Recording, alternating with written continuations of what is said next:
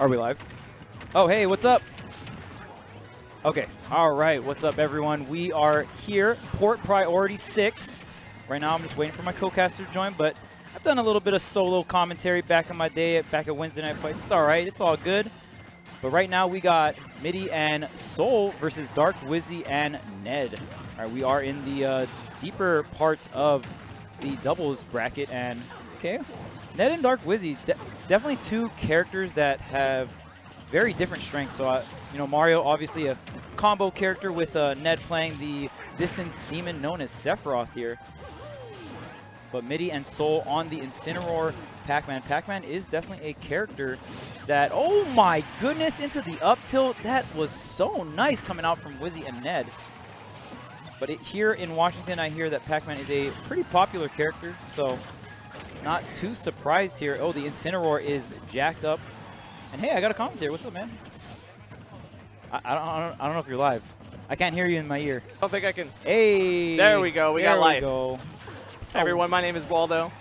Back here commentating doubles. Once again, we got Middy and Mystery Soul, and then Dark, Wizzy, and Ned.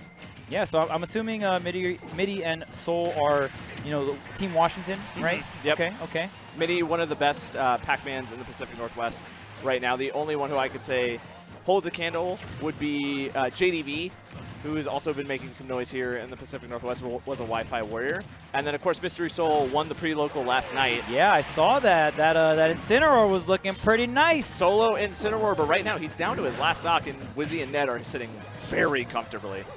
Yeah, and I mean, just in terms of team combos, Ned and Wizzy were looking pretty on point. The back throw into the Sephiroth up tilt. And I mean, Sephiroth just has so many amazing moves. And usually in doubles, it's actually a fair point that you can like do obscure DI to get away from things. But Sephiroth's sword's pretty long, so Sephiroth's sword's very long. You can't escape that, especially when, you know, Wizzy and Ned, I am sure, have mapped out these combos where any kind of throw, Ned can just be waiting in the wings. It looks like Ned kind of taking the back seat here.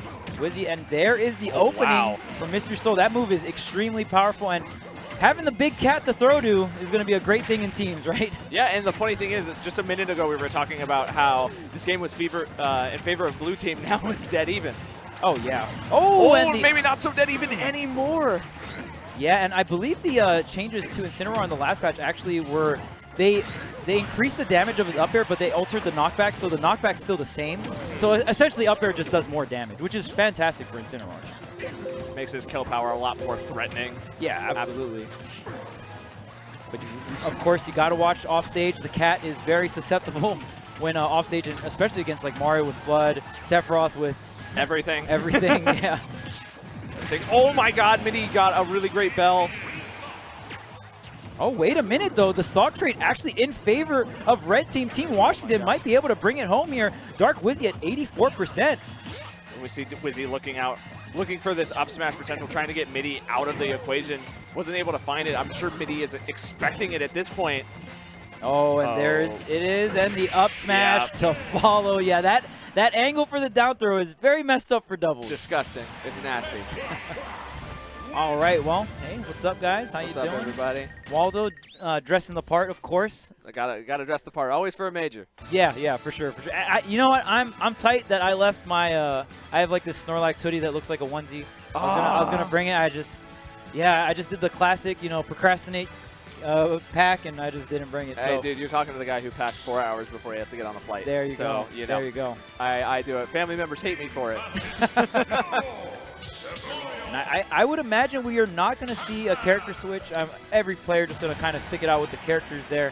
And, you know, Ned and Wizzy had a fantastic lead in the beginning of that game number 1, but really the turnaround on the Incineroar follow-ups really made a difference there. Made a huge difference. You know, Mystery Soul was performing very well even before the buffs, and now it's, with these buffs, so much scarier. Ooh, and there's the Incineroar. Oh my God, the double cave!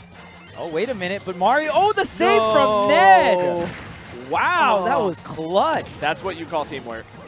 Yeah, absolutely, and being able to save your teammate, and you know that's why I think the Pac-Man and Incineroar also complement each other really well. I think Pac-Man is a character that can go really deep, save Incineroar with like a falling up air, just kind of like Sephiroth did with Mario there. But yeah, nonetheless here, very early stock being taken, everyone else sitting pretty at 3. sitting very pretty at 3. I do like how they've each kind of split off, where Middy is focusing more on Dark Wizzy and Soul is focusing more on Sephiroth, but it looks like Sephiroth got the better of Mystery Soul. Already down to his last stock. He's the only one here who has lost a stock. Yeah, right now, man, blue team is being, they're definitely bullying the cat right now. The cat's only at 1 stock, and I mean, the offstage, even just like how big Incineroar is and how, you know, susceptible he is to some of these combo tosses. I think one thing we've been seeing, though, is Middy hasn't really been going and supporting Soul when he needs it. Yeah, we've been noticing that, you know, Middy's been kind of doing their own thing, but Soul's been sort of left in the dust, which I don't know if he minds too terribly much, but I don't think he minds, especially when we get 2 stocks off of that. Yeah, and Ned with the awareness, they're charging the up smash and getting the punish. You actually can't, it's really pretty hard to interrupt it because there's armor and stuff involved. So Ned just let the stock get taken from Dark Wizzy and made sure he got the follow-up with the charged up smash. And that's going to be a big play here. Wizzy getting gimped though. Oh my god, you saw the little trampoline.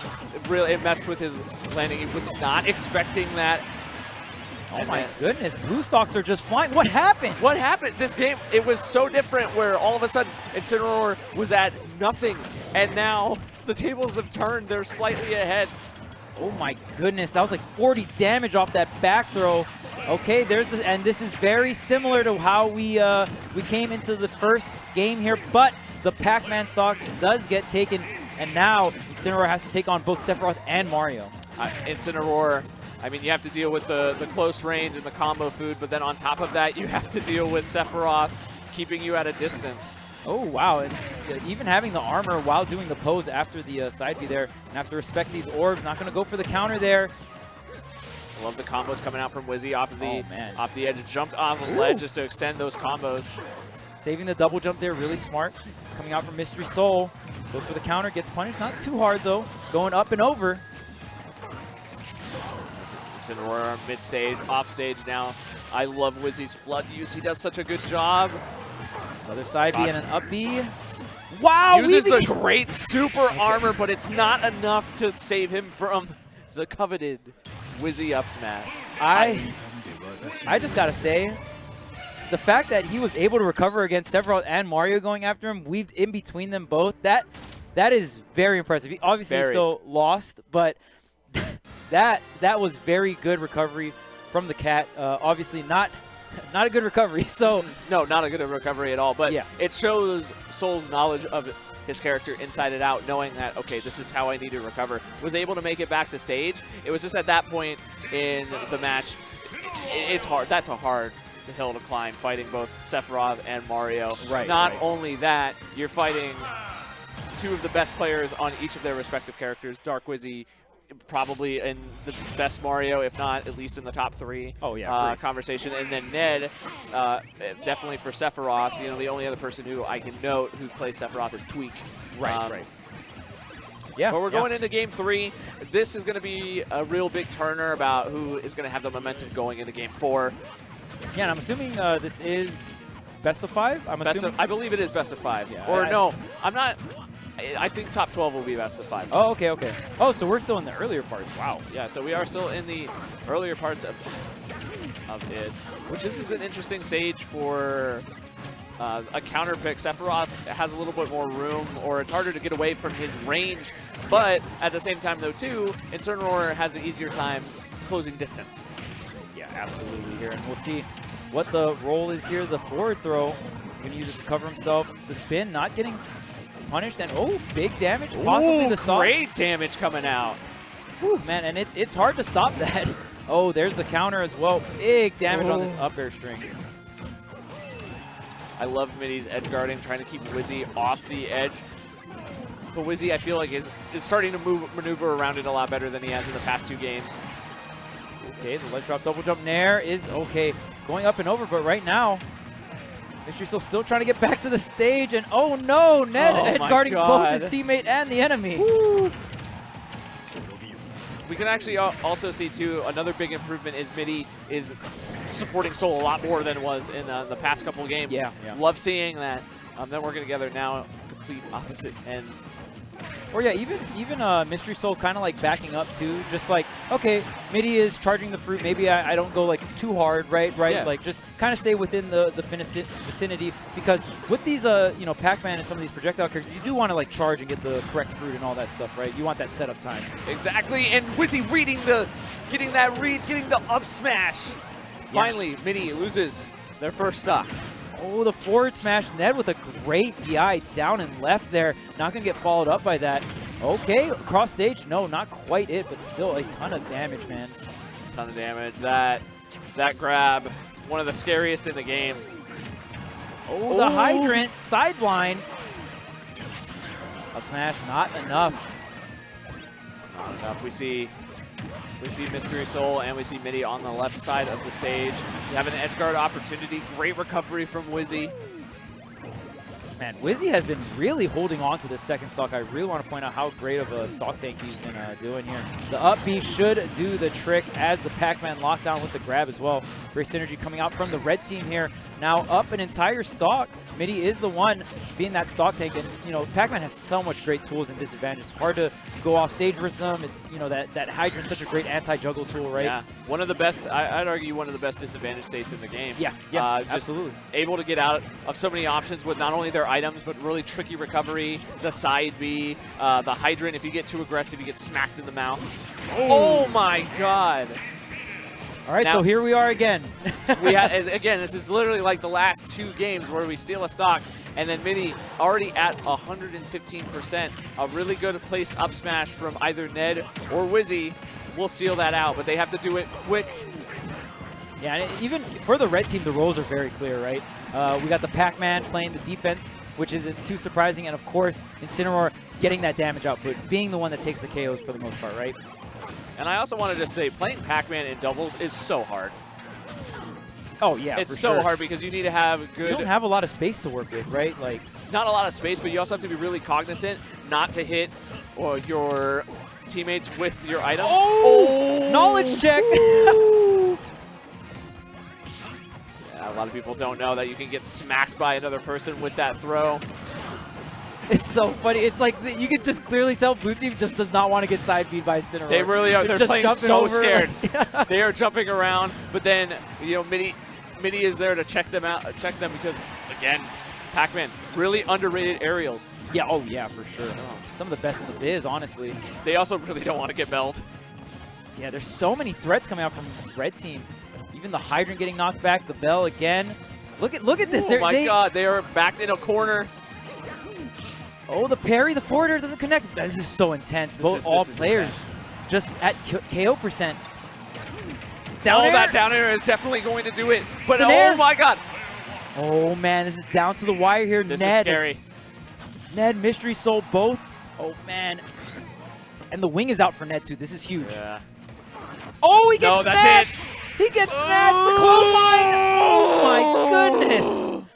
Wow, all the way across the stage. That Sephiroth had the wing, but he didn't have the weight. That is Sephiroth's biggest drawback. We saw it in action there. Light character. Very light. Very tall, very light. Very tall, very light. The DI was almost enough. Yeah, yeah. We even saw the jump come out from Ned. So I would say probably like 1 or 2% off from living there. So that is how close that was, and the positioning was key. The side B. Man, what a set. Do you think if Ned there would have air dodged, he might have lived? To my knowledge, jumping is the best thing to prevent you from dying. Okay. Unless you're like DDD. DDD like expands his hurt box when he jumps. Kirby expands hurt box when he jumps. Right. So there's a few characters that you don't want to jump. Right. But for the most part, usually jumping is the best thing to do to cancel momentum. Yeah.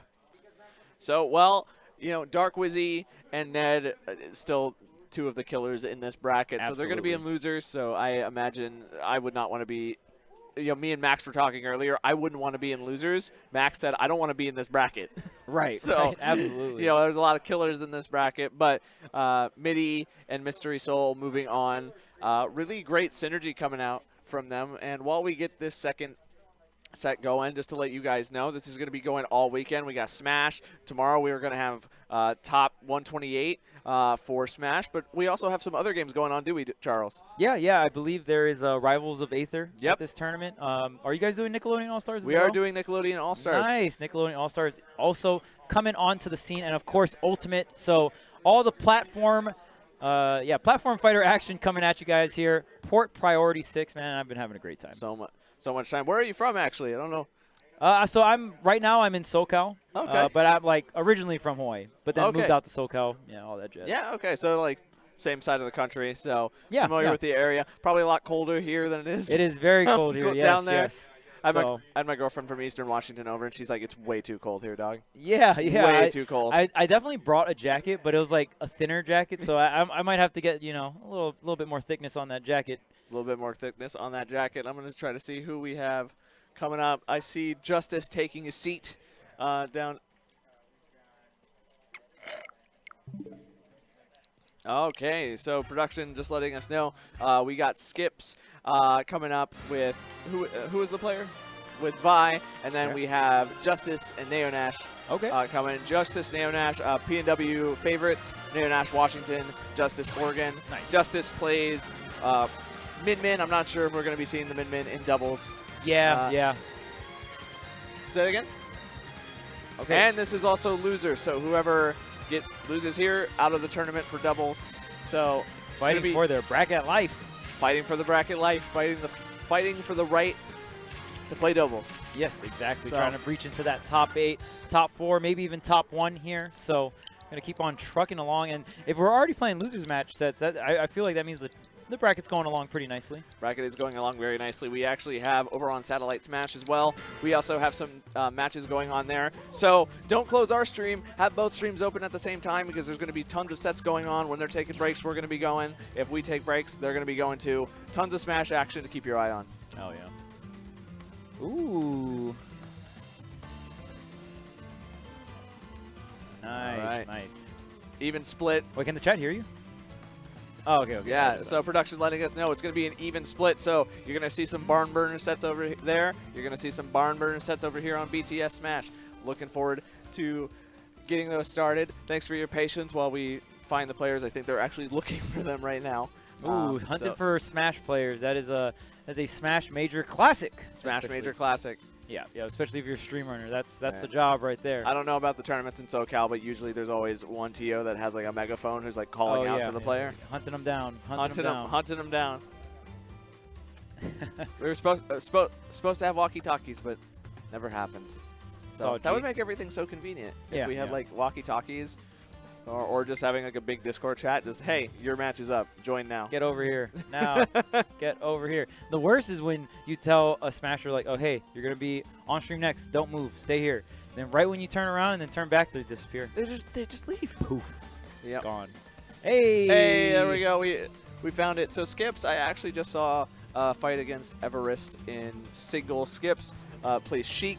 The Sheik is very, very clean. Sheik is clean. Okay. Sheik is clean. I don't know if Skips is going to be bringing it out here. I'd imagine so. Sheik, okay. Relatively good doubles character. Yeah, very good support. Like, just win neutral, get the tosses to your teammate kind of character. Yeah. Get the tosses to the teammate. Also get on that damage, and then usually you'll have kind of a heavy hitter for your teammate as well. Yep. That way they can confirm the kills. You know, Sheik's able to really stack on that damage very well, especially with that recovery. That recovery deceptively strong. Yeah, and Sheik, even being very light, can be a very good stock tank. Very hard to seal the stock off stage.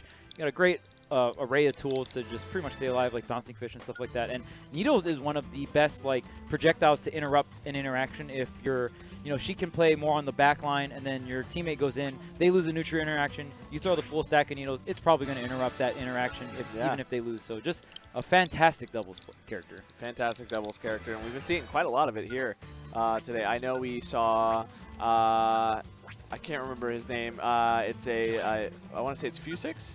Okay. Who pulled out Sheik today, did a really great job. Nice.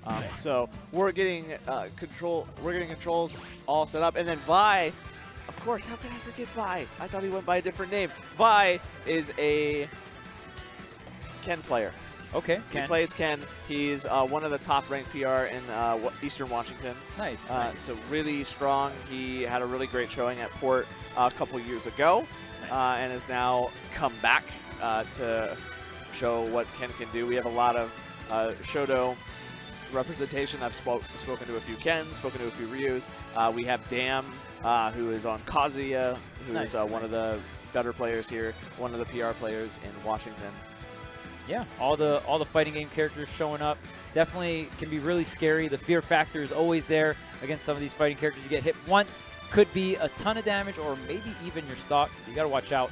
And even you know, in doubles, if you can pass to a character that can do that kind of destructive damage, that kind of destructive KO power, that's when it can get really nuts, right? Right. Perfect.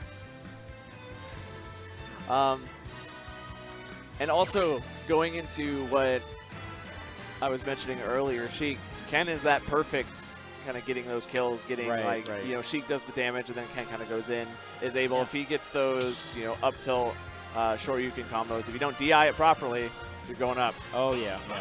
And even able to like convert in laddered as well, something that Ryu can struggle if you want to get hit by the base hit of the Shoryuken. But Ken, it's that last hit that when you connect it, so you chain it all the way up to the top there. And that's why Ken can do things like rising up air or falling up air and just kind of up air you and almost do like a Mario-esque combo where, you know, ladders you up into the up B. And maybe she can also set up into that as well. Right.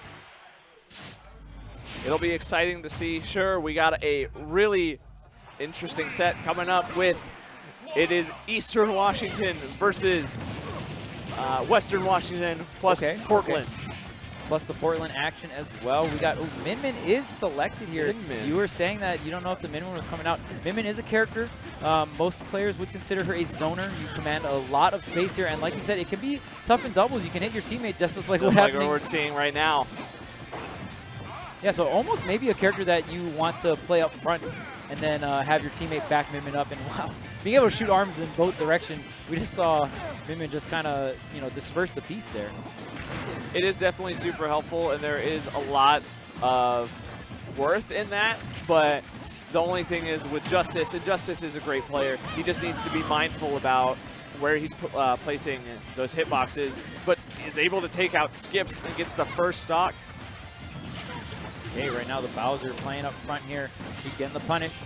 It's the ledge trap, gets the up tilt into, great DI, not going to get connected into the Shoryuken there. We can see now Vi off stage. One thing that Min Min really excels in is her ledge trapping. Her ledge trapping, some of the most egregious in the entire game. If you're able to land it, but speaking of landing abilities, Vi able to land that Shoryuken, get the first kill onto Ash. Yeah, and Sheik is, oh my goodness, that forward smash connected. The reverse bouncing fish, you just need one hit on to the Min Min.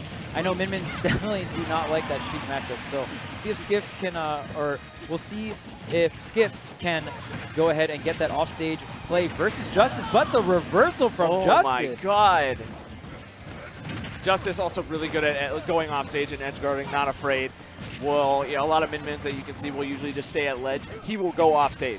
He will hunt for it, like we're seeing right here, right now. Skips with a really great edge guard. He got the jump from Min Min from Justice, and Justice loses that stock for it. Okay, a little ping pong action here. Skips it by, doing an incredible job of just racking up the damage. Really trying to make this comeback right now because Red Team does have a stock lead. Does have a stock lead. If they're able to kill Nanash really pretty quickly, though, they might be able to do that. But Nanash may, in fact, get that if he keeps landing command grabs like that. But gets a Shoryuken, but great. Justice comes to the rescue. Fantastic interrupt from Justice. And the down air, oh no, the SD. Ash now in trouble right now off stage. Wow, what a drop zone. Great recovery from Nanash, but gets a little too overzealous. It costs him the stock, and now we have the game slightly in Blue's favor. Slightly, but never mind, I take it back. Yeah, right there. Just a little hesitation on the stock take there, and if Skips was able to kind of spawn in a little quicker, maybe able to save Vi from getting that stock taken. But now 2-1 comeback here for Skips.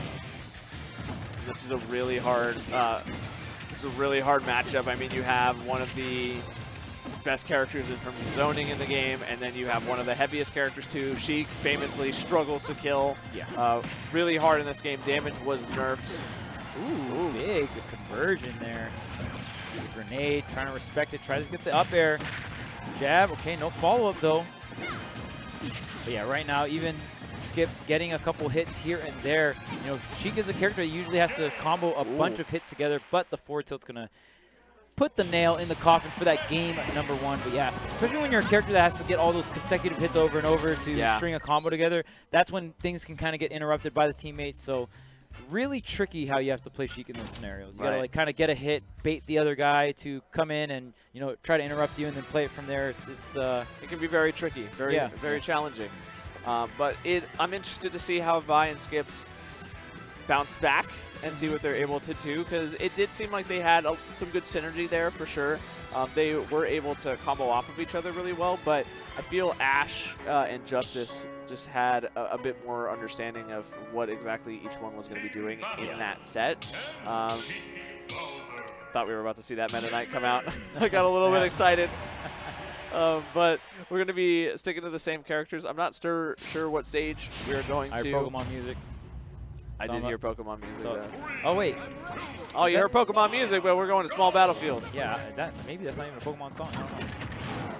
But nonetheless, I mean, you're able to play any music on the quote-unquote Smash stages, right? So yeah. TK was getting so mad earlier when people were doing like the main theme and how to play.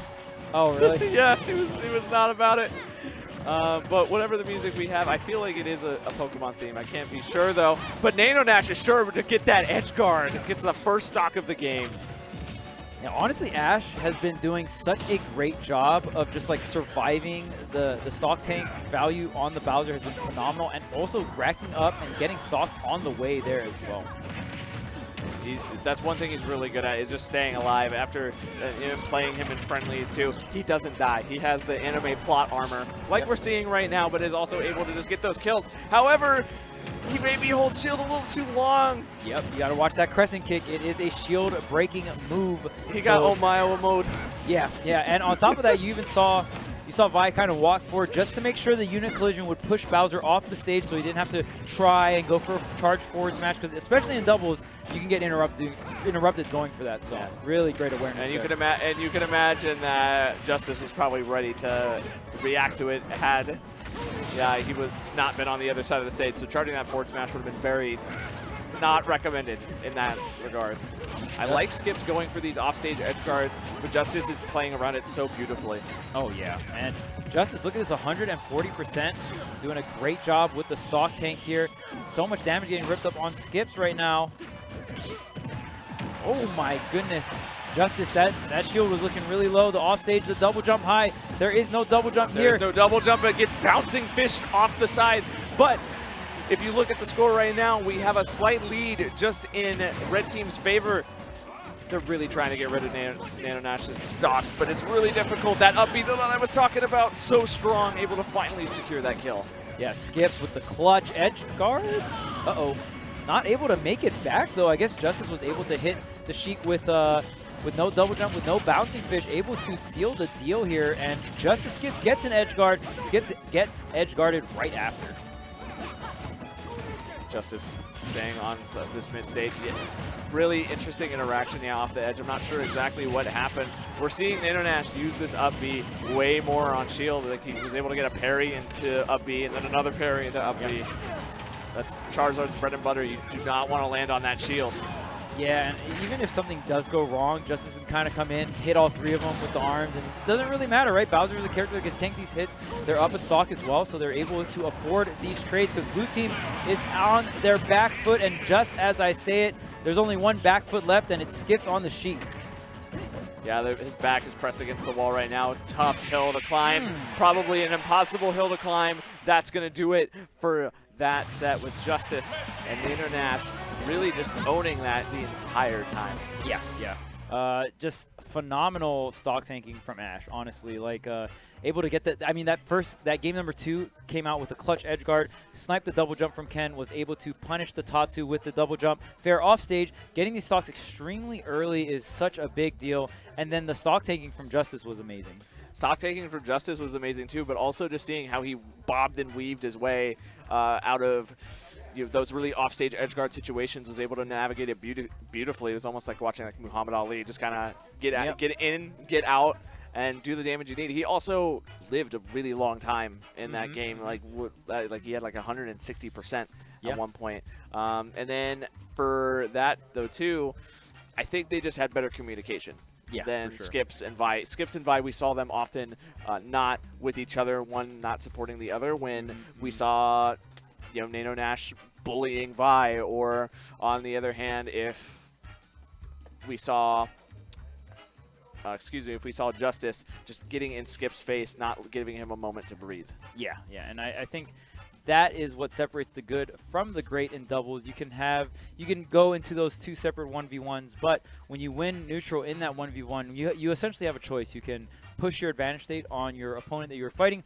or you can run over and support your teammate, so if they end up losing neutral, you're able to follow up and get the punish, right? So even like those like little tiny micro decisions, sometimes there's like the selfish decision, which is in fact good, and then there's sometimes where you go and help your teammate as well. So there's not always a correct and right answer, but the more interactions you have with your teammate generally in terms of backing them up, the better. Absolutely. So, and we are waiting for the next set to start. No one has taken a seat right now. So we're chilling. We are completely chilling right now. I imagine we've started the hunt once again, finding the players who are coming up. Oh, we don't even have one scheduled right now. Well, we're big chilling. Well, while we take the time to do that, thank you all so much for tuning in, watching the stream, watching both Satellite Smash and BTS. We have a ton of more Smash coming up over the weekend. Tomorrow we're going to be having Top 128 over in singles. But also we have some other games coming up too with Rivals of Aether taking place, as well as newcomer Nickelodeon All-Stars Brawl. New kid on the block. New kid on the block, making a lot of noise. The only thing I'm scared of is that it is the pre-patch. So like the Switch version, I'm not sure how familiar you are. Oh, I know all the shenanigans. Oh yeah, you know all the shenanigans. So it's the patch where Mikey still has his infinite. Right. So is Mikey not banned? Mikey is banned. Okay, Mikey's banned. Mikey's totally banned.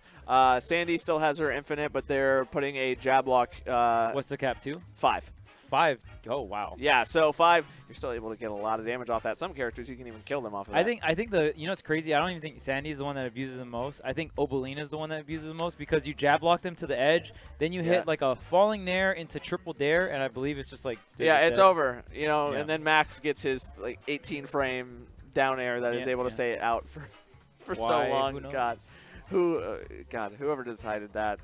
Oh man. Well, even like I think the worst part about it is that the Switch doesn't have like the updated version. I think that's like the saddest part. It almost feels like the game not has to, but it would be very much so more beneficial to compete on it on the PC version. But on the other hand, right, you got to think of logistic wise for all these TOs. Are you going to buy like 20, 50 laptops or, PCs, right?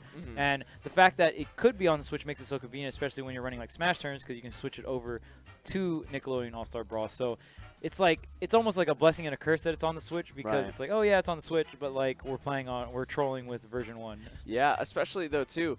I mean, you also got to think logistically too. Nobody's going to want to bring, like, if they're like bringing setups or whatever, no one's going to want to bring their computer with them. Right. Laptops are going to be generally like what I would expect, but on top of that, even just in terms of like computer specs, you pay more for a laptop to have the same specs as a desktop, right? That's just like, pretty much. That's just generally how it rolls, because the laptop has the convenience of being portable. So again, like it's just a lot for a TO to invest into like a bunch of laptops or desktops, right?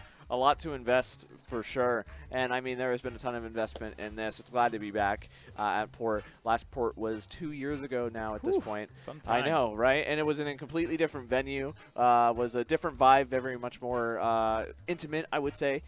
But we have now seen this expansion to a really great hotel. There's tons of rooms now. The main room is ginormous. Tons of friendly setups as well. And on top of that, though, too, we have some of the biggest names here in Smash. The 3 biggest players probably big dogs right now. MKLeo, Tweak, and Spargo. Hey, we got some players coming up to bat. So, and it looks like Okay, so we got Drago and Tenni coming up, and they are going to be facing who? Say that again one more time. Kurama and Varun. Kurama and Varun. So Drago and Tenni, I actually commentated earlier their set. Disgusting. Just horrifying. I didn't want to be anywhere near it. It was like their synergy was excellent. Nice. And this is winner side, right? Okay, wow. well, this is loser. Yeah, so this is loser side. But regardless, they had a lot of synergy with each other. I'm glad that they were able to make it into top 32 nice. and show themselves. Yeah, and we just got word. Do you want to say like what? Base Mage and Sky Mage, or Base Mage and Sky J? Sky J, the Incineroar, right? Yeah, okay. Yeah, it was able to take Varun and Kurama into losers, and Varun and Kurama, you know, PR players from NorCal. So, very interesting mix here that we've got. Very interesting mix for sure. And I will say, I do have to get going for this. I was supposed to fill in. I guess they have not found sweets. But BC Charles, always a pleasure. Always a pleasure, man. So I will see you. Are you here tomorrow? Yeah. I will see you tomorrow. All right, peace out. Thank you so much for tuning in. My name is Waldo. I will see you tomorrow. Take care. Thank you.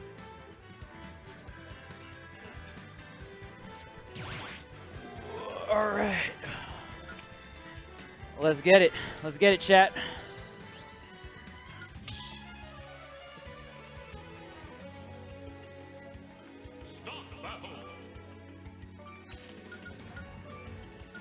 All right, so we got trainer, level 100 trainer. Okay, that's a pretty high level right there.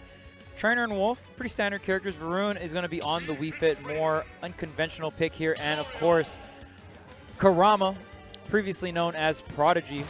The best Mario in the business in terms of combos. He's got the combos on deck, and if we got Varun passing to him as well, it's going to be a scary feat to deal with. Of course, Wolf and Trainer also have their fair share of BS, you know. The passes into the Ivy Dares or up airs is going to be fantastic. Man, all four players scrambling on the left side of the stage.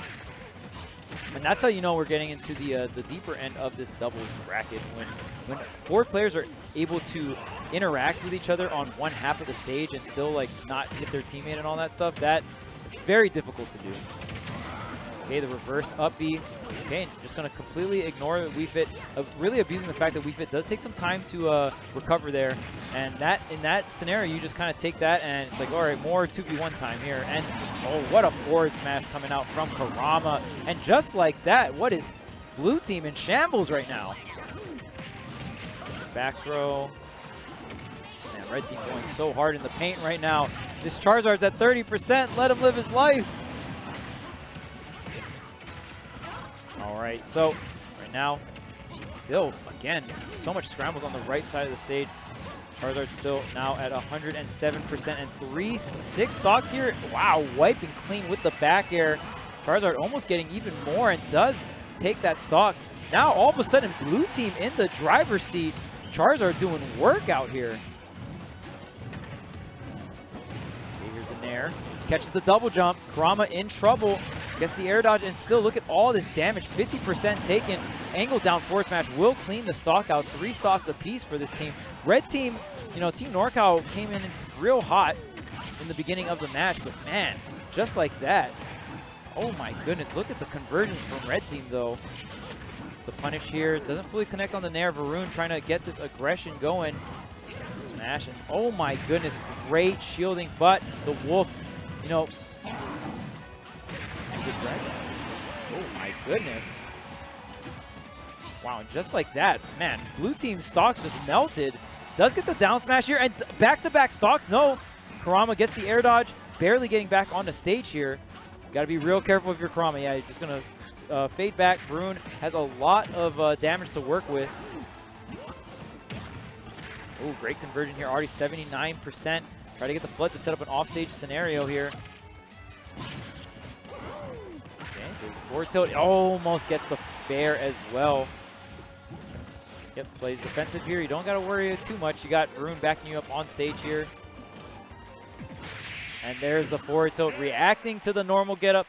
Not too, like, you can't really go too much areas there. Kurama was covering the roll, right? So pretty tough, pretty tough.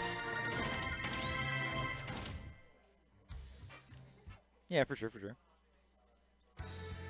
All right, so Varun, Kurama, going ahead, going to take that game number 1.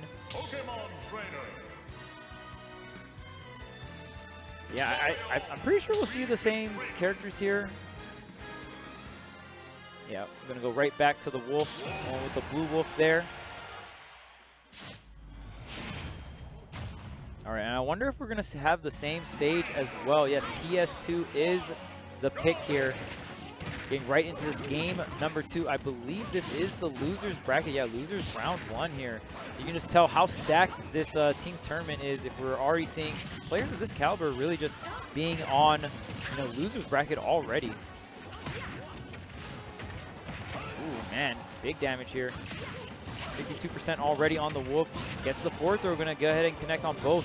Oh, Ivysaur almost coming in with the up smash as well for the follow-up. Oh, it looks like I'm gonna get a co-commentator. Let's go.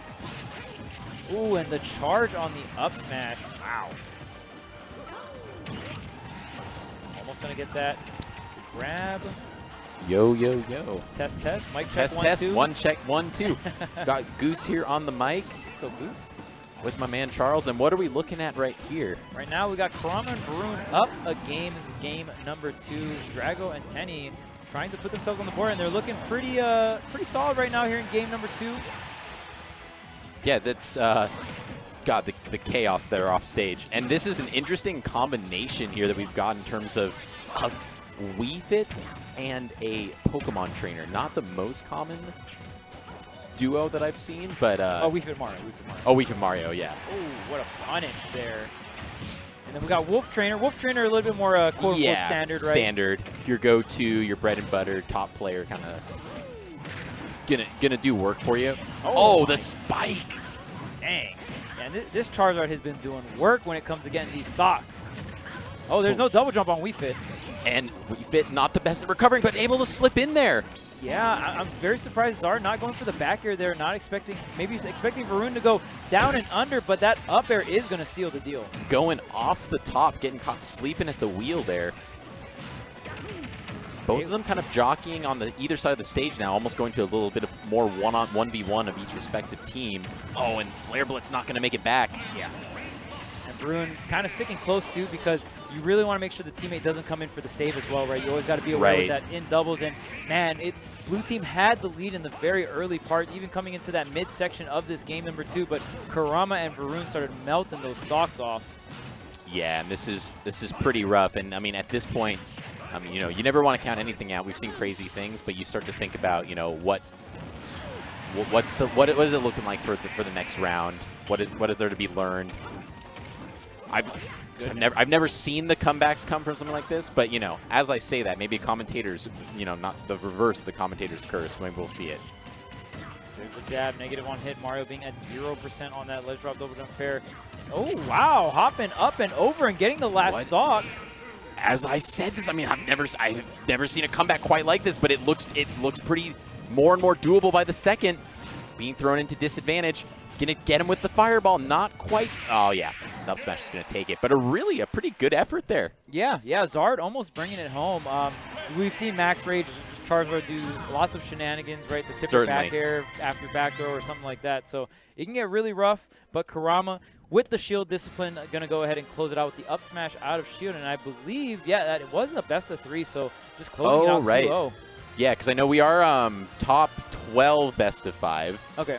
So I think that they're going to be going on to now. From now on, it'll be in next round of losers best of 5. Okay, so losers round 3 best of 5. Yeah, correct. Okay. Nice. Awesome.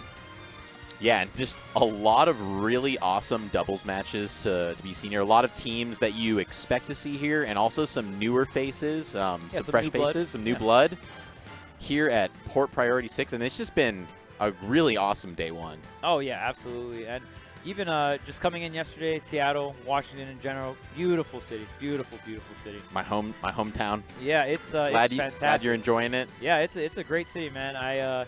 Every time I come to Seattle, I believe this is my second time. Every time I come here, I'm just like, man, this is where I want to retire. This is it, you know. That's what they say, you know. There's a lot of, we're surrounded by water and mountains, beautiful wilderness. Yeah. Got a lot to offer, and yeah, the venue has been pretty sweet. There's been a lot of great play today, and just the energy has been really good. Yeah. I feel super privileged to be able to help work here, and just commentate with awesome commentators like yourself. It's been great. Yeah, fantastic venue. Even just everyone here. We got the 3 top seeds you want to see for a tournament for singles. Of course, MK Leo, Tweak, and Spargo, and a bunch of other talented players here as well. Yeah, and I don't know were you watching Orbitar at all last night, like the pre-local? Oh, I saw the incident. Okay, yeah. I saw the incident. Right. Yeah. I'm still a little hoarse from commentating that with Arbiter the night before, just because, I mean, it was just, I compared him to Michael Myers on Halloween, because he's coming for you in the night. You know, you gotta watch. You gotta be afraid of him. People are going to sleep having dreams about this Incineroar just whipping them off the ledge at 55%, and then you're just deleted. Yeah. Yeah.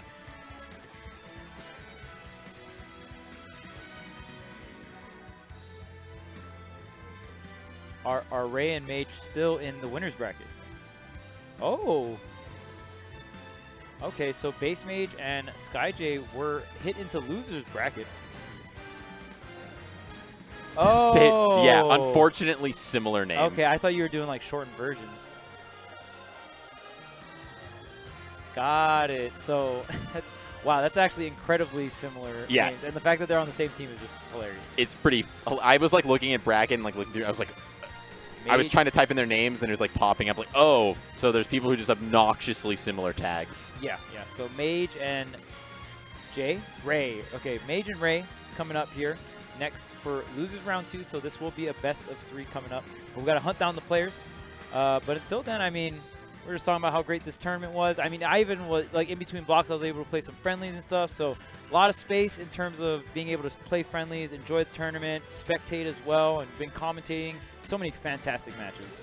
Yeah, and it's been really great just like seeing how I've like run some locals and stuff around here, but this is my first ever major that I've run a pool for, and it was really just refreshing to see just how like helpful and engaged all the players are. Just warms my heart when you've got a scene of players who just want everything to run smoothly.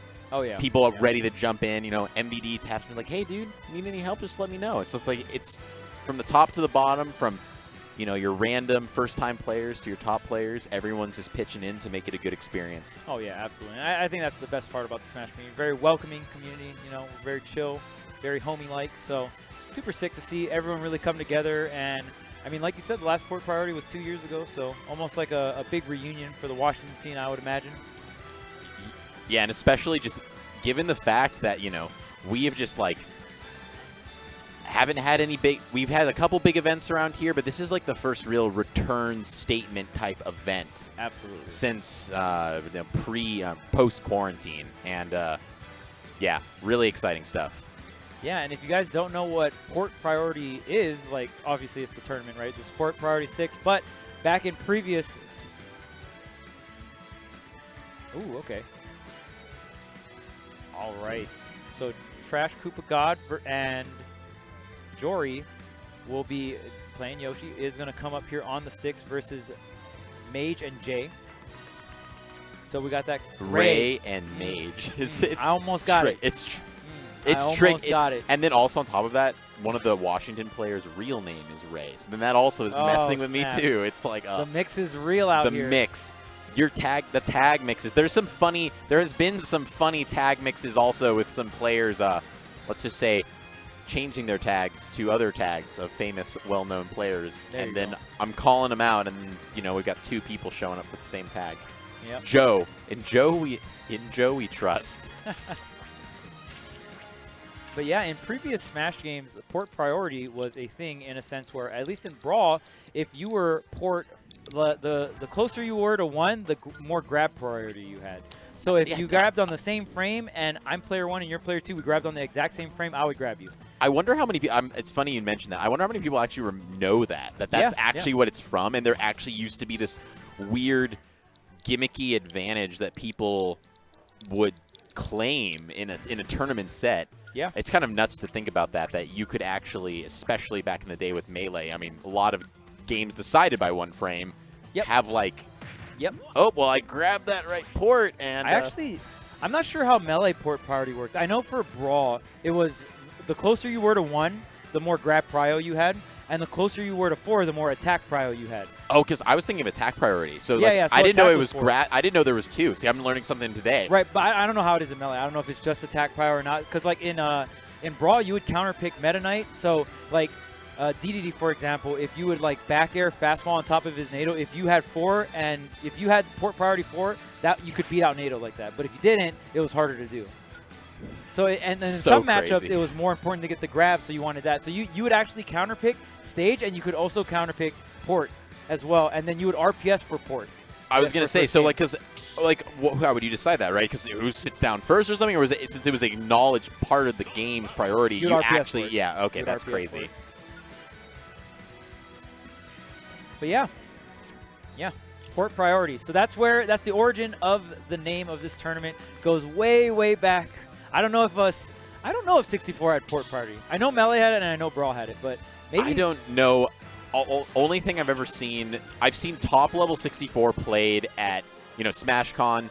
I hosted a side 64 bracket at one of the old tournaments I ran, and it was just a bunch of people who were like, I guess I'm just gonna pick Kirby and like up tilt, and that was up tilt. The story of that. Hit you with down air off stage, the classic.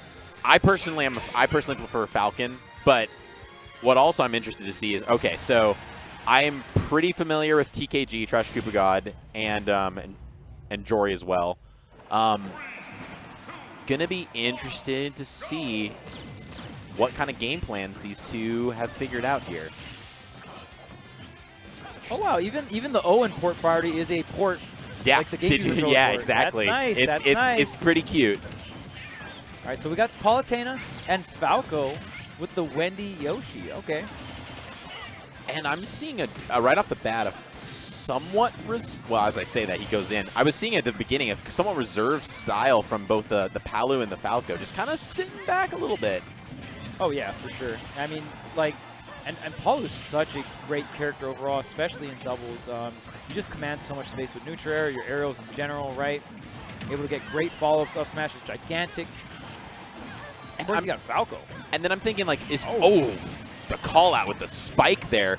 But I'm thinking, is Falco, going to help dominate neutral with the laser, which in doubles all of a sudden becomes even more of just an obnoxious kind of threat? Maybe stand back a little bit?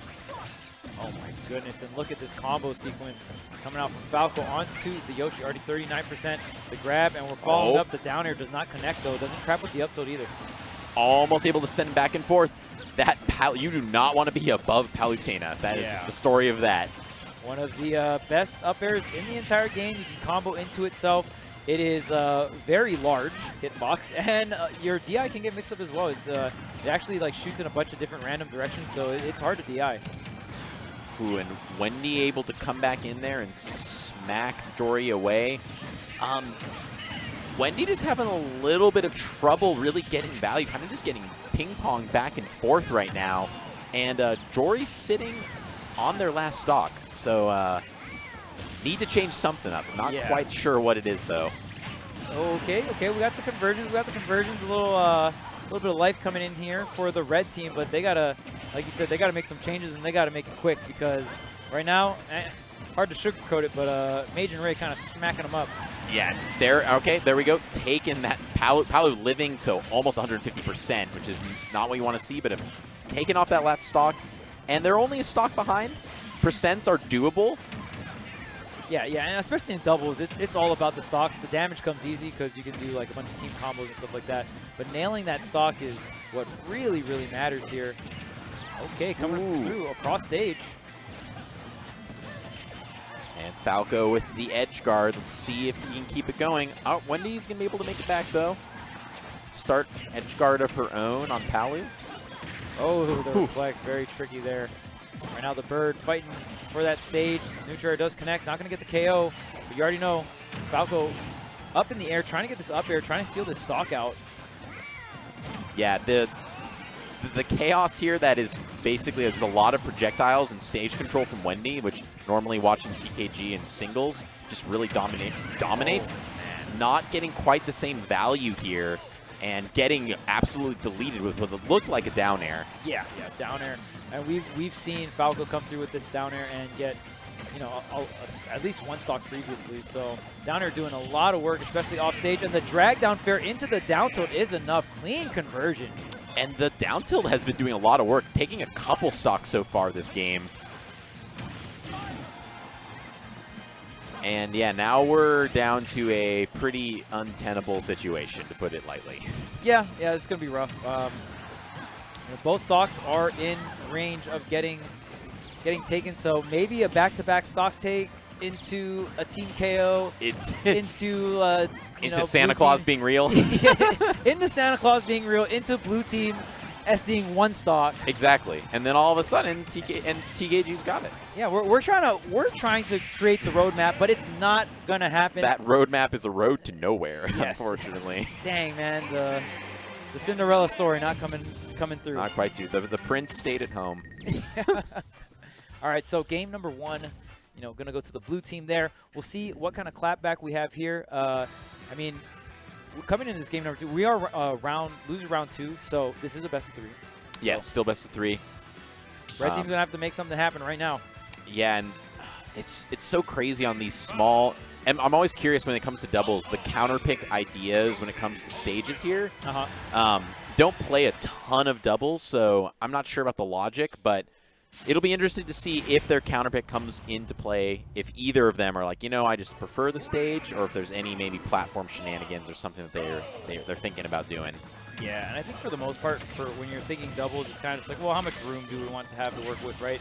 If we want like a lot of scramble scenarios, like everyone's having a party at the left side of the stage here, but yeah, some characters thrive in that environment. Other characters want a little bit more space to deal with, right? Exactly, and TKG kind of in a little bit of a cornered situation, but then able to get off me and get the Koopaling out. I'm curious if that's really a big part of their doubles game plan, is being able to actually control space with that, and that has just not really been able to be a factor so far. Yeah, it can be tough, even like projectiles controlling an area, right? Because you could hit your teammate, you could not. So, okay, there's the forward smash jumping up and over. Not quite going to be able to catch him at the ledge. Palu just putting on a clinic here with the back airs and the forward airs off stage. Oh, wow. The charge on the up smash as well. Blue team just cleaning out these stocks.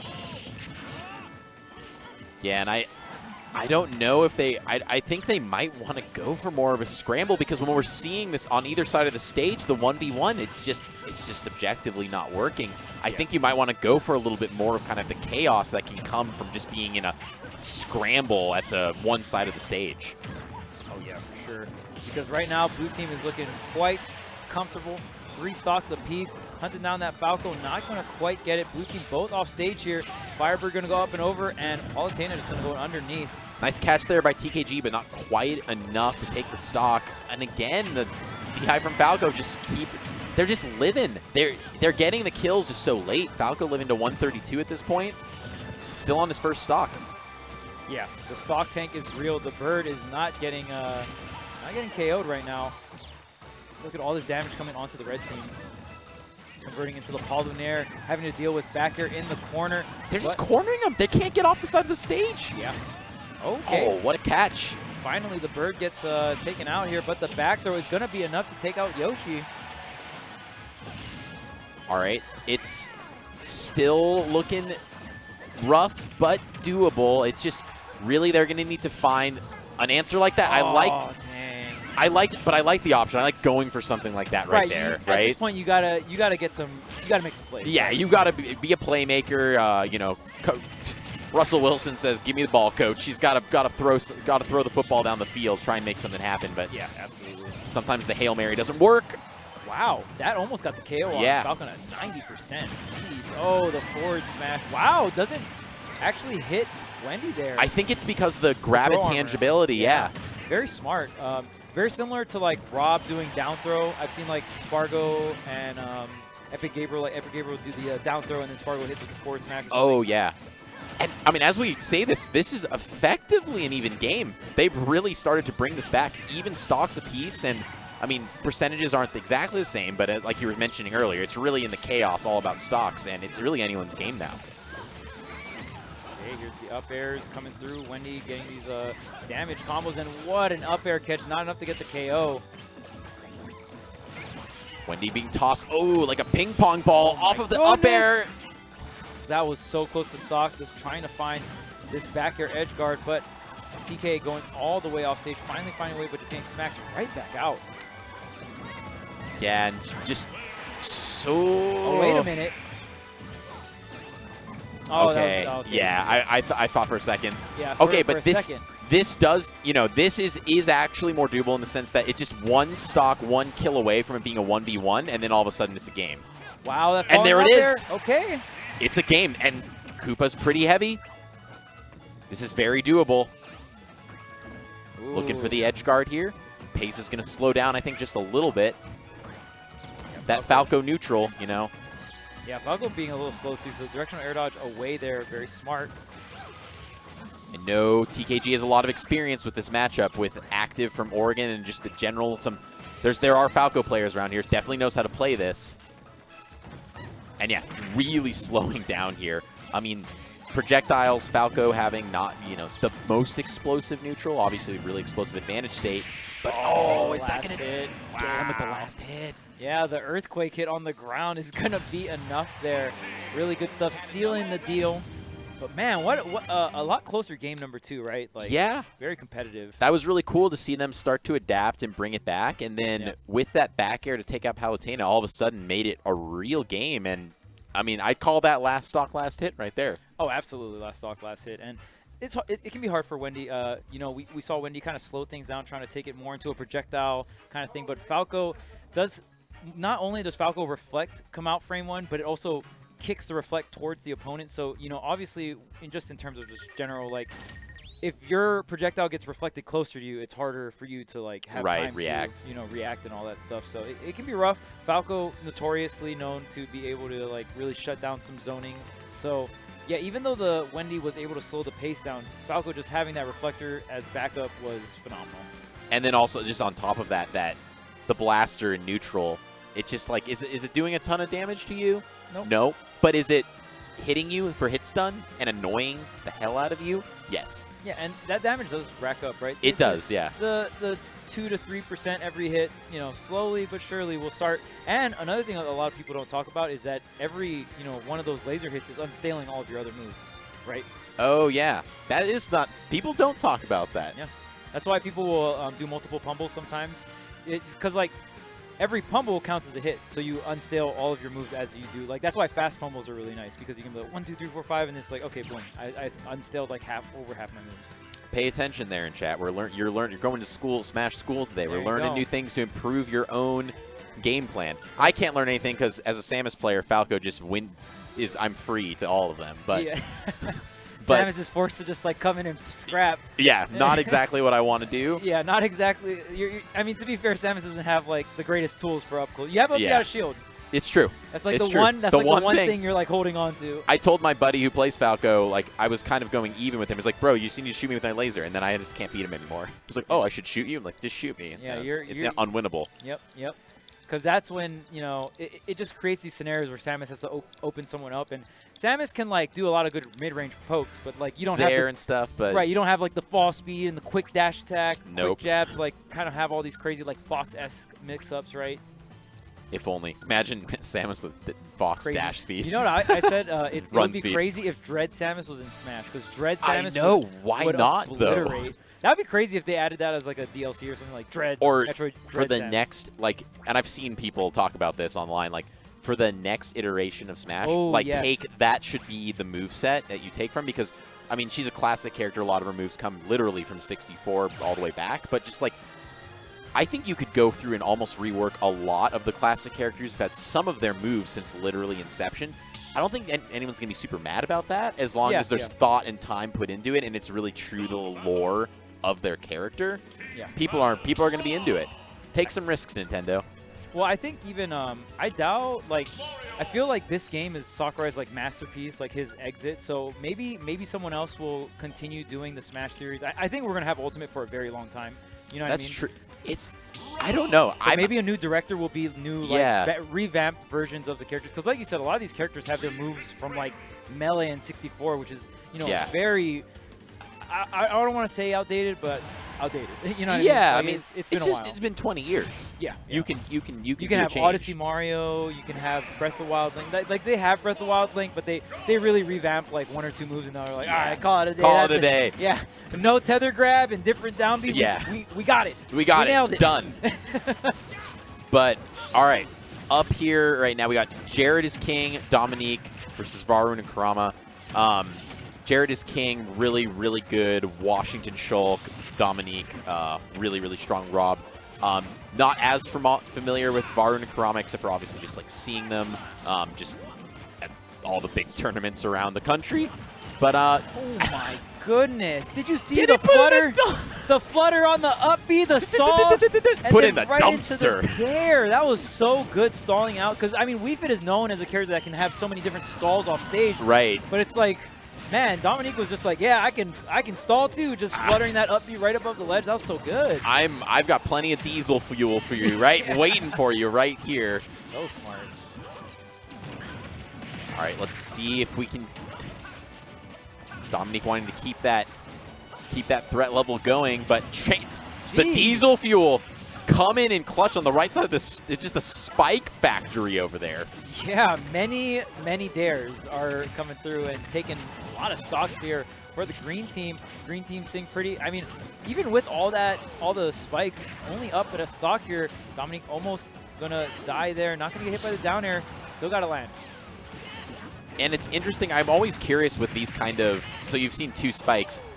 Are they thinking about hitting your teammate there a little bit and dying? Not the best, but are they thinking about who's going to be taking a lot of the stocks? Hey, I know Rob Dare is massive and crazy. We're going to count on you to get those, and then I'm just going to be Shulk and be annoying and live a long time. Or maybe we're just both going to spike our opponents, and that's what we're going to do. The cape. What is happening to everyone's stocks right now? One person gets spiked, then someone else gets cape, then another person gets spiked. All right, well, we're down to the last stock apiece here, except for Kurama holding on to 2. And honestly, it was red team with the lead, then green team with the lead. Swinging. Now red team, yeah, it's just swinging back and forth here. Stocks are melting. And right now, Kurama thinking about, all right, I'm the tank right now. I've got the extra stock in hand. Got to keep it on deck as long as possible, and they're just scrapping right now, so I got to imagine he's just thinking, I've got to stay alive. And even they're hesitating for a moment. He's like, oh, let's wait a second. See what happens before I run into this pendulum of death that is all these people fighting. Yeah, right now you got to wonder, maybe take the Kurama stock right now. There's so much macro to be played here. It's just tough, too, because Wii Fit just puts out so much pressure at such a great range. Oh, looking for the kill there, but not quite going to get it. Smash hard back here, though. And with that, just stocks disappearing. I hardly even saw that interaction. Yeah, great punish there coming out from Kurama, spawning in on the Angel platform. Not much you can do to stop that, and the forward smash is going to be a great punish on the throw. You got to be really careful of how you just throw, but it's not like you can't not throw, right? Okay, there it is. The run back. One of the strongest up smashes in the entire game, by the way. Yeah, and I couldn't tell if that had deep breathing on deck on top of it being just a strong up smash, but I just thought it was funny that grabbed him, and then I just assumed that maybe the mash was just whatever, because that was a full second and a half. Yeah. I think if he was doing the pro mash, I think he would have gone out, but he might have just been I accept my fate. Yeah. Let's go on to game 2. It was pretty close. We've still got this. Still very doable. Let's go to game 2 mash. Let's go to game 2 mash, exactly. And gets the roll, and you're like, nah. And let's see if they just run it back. Yep. I see a lot of this in doubles. They're just let's just run it back. PS2's fine. And I feel like it's so hard to, like you say, kind of make the counter pick really matter. What just happened? That's just classic Mario right there, just saying I'm going to take you off stage with a combo and finish it with a fair. Something fair. That's my favorite Mario combo. Okay, primed and ready, 30% here. And apart from that, it's looking pretty even. It's just like that initial the footstool. The footstool. Oh no, yeah, and I mean that's the risk you go for when you go for that runoff fair there. You kind of force your double jump in a very specific pattern because you have to double jump there and you have to be at that angle. So the footstool coming out from stroke is going to seal the deal there. And you know, everyone knows that what high-level Marios are going for. It's like it's hard to avoid, but they know it's there. So if they can time their footstool just so, Mario's recovery is challenged when you're footstooled. You're kind of just dead. Yeah, especially when you have to double jump at a specific height like that. You know, up B is a fantastic tool for Mario just because you have that intangibility and just comes out so quick. Right. So that's where it can be tricky to edgeguard Mario, but when you force Mario to double jump in that specific location, it can be rough. But there is the up air, and look at this, 2 stocks apiece here for everyone.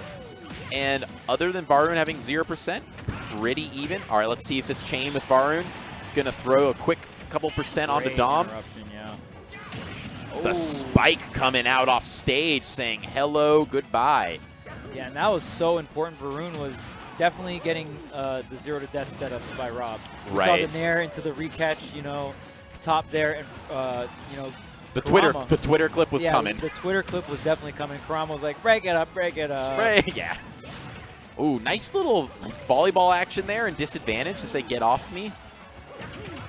Jared, I was about to say, Jared living the 150, and as I say that, gets deleted. And now a fairly dominant lead starting to get established here.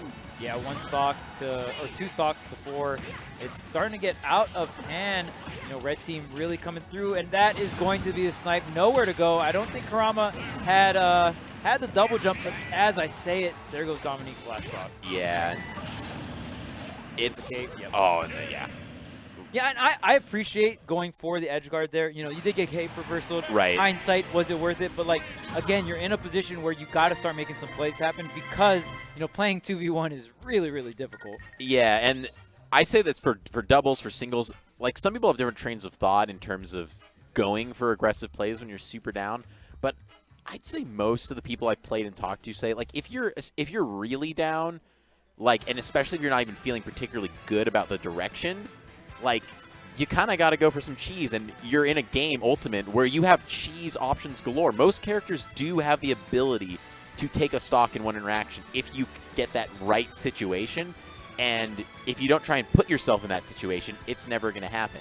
Right. Even if it's only a 15% shot, that 15% could be you going on to that next set with the W instead of holding that L. Sometimes you got to learn how to clutch up.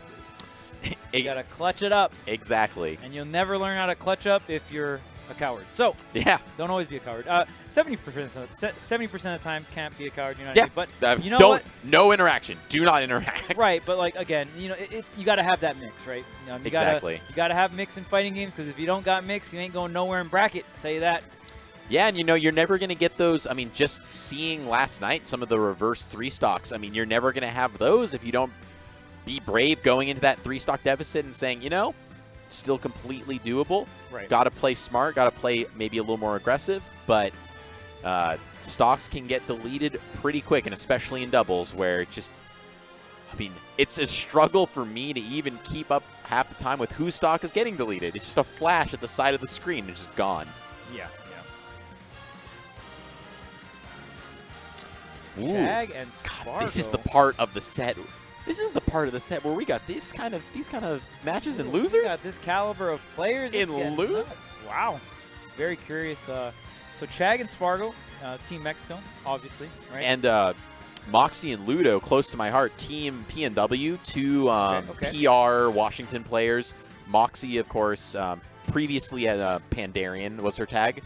And, I mean, she is currently 33 on the previous PGR. Right. So, and, you know, I watched her stream about, like, what she's looking at in terms of top 100 PGR, and it was just fun watching her just think about, like, this person's going here, this person's falling out. It's shifted so monumentally. Like, some people were thinking, oh, people are going to move around.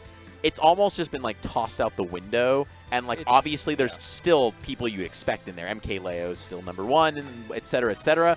But, like, other than a handful of players, it really seems very up in the air at this point of who's going to land where. Yeah, I'm not even sure if Spargo was in the top 50.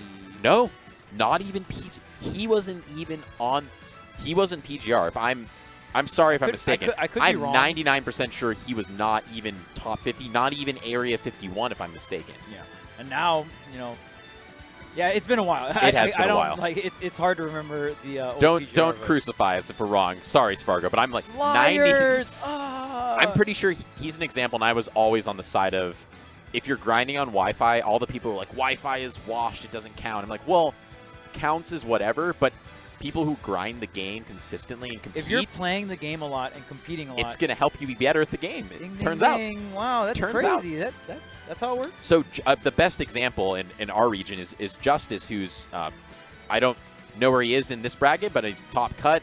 He was like a Justice, the Min player. Yeah, he was a 2-2er, like solid player. Solid 2-2er. Solid 2-2er who like, and you know, we always make fun of like solid 2-2er is actually probably a pretty strong player. Yeah. But then grinds like no one else on Wi-Fi immediately post-COVID is taking sets off top players, and now there is no scenario where he's not like top 7 on the PR.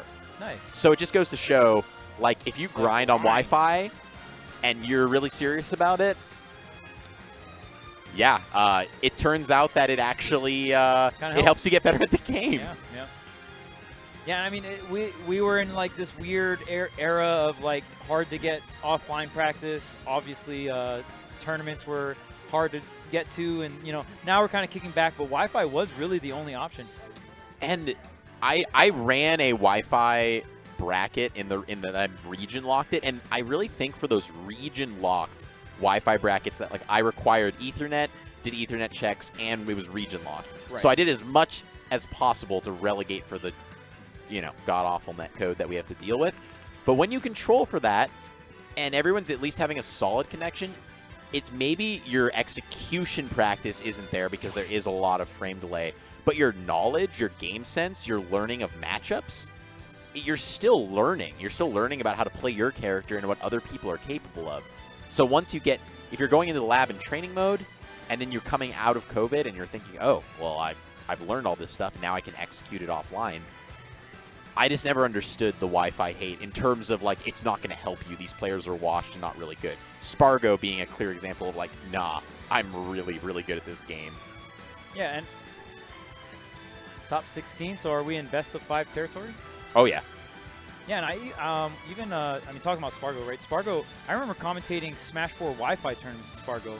This is like way, way back towards the tail end of Smash 4. He used to compete in these 2GG Wi-Fi tournaments that I used to like solo commentate for, you know, fun, and it was like for the community kind of thing. And he would slap people up with the Cloud. I mean, obviously Cloud was a lot better in Smash 4, but I mean, Spargo has shown us how strong Cloud can be in Ultimate as well, right? And even coming in with the Pyra and Mythra as well. I believe in doubles he kind of prefers the Pyra Mythra. I think Pyra is a very good character to pass to, like pass and then get the KO, right, obviously. Right, with all those confirms and just ridiculously strong smashes and whatnot. Right, right. Even like the raw block down with the down throw into smash.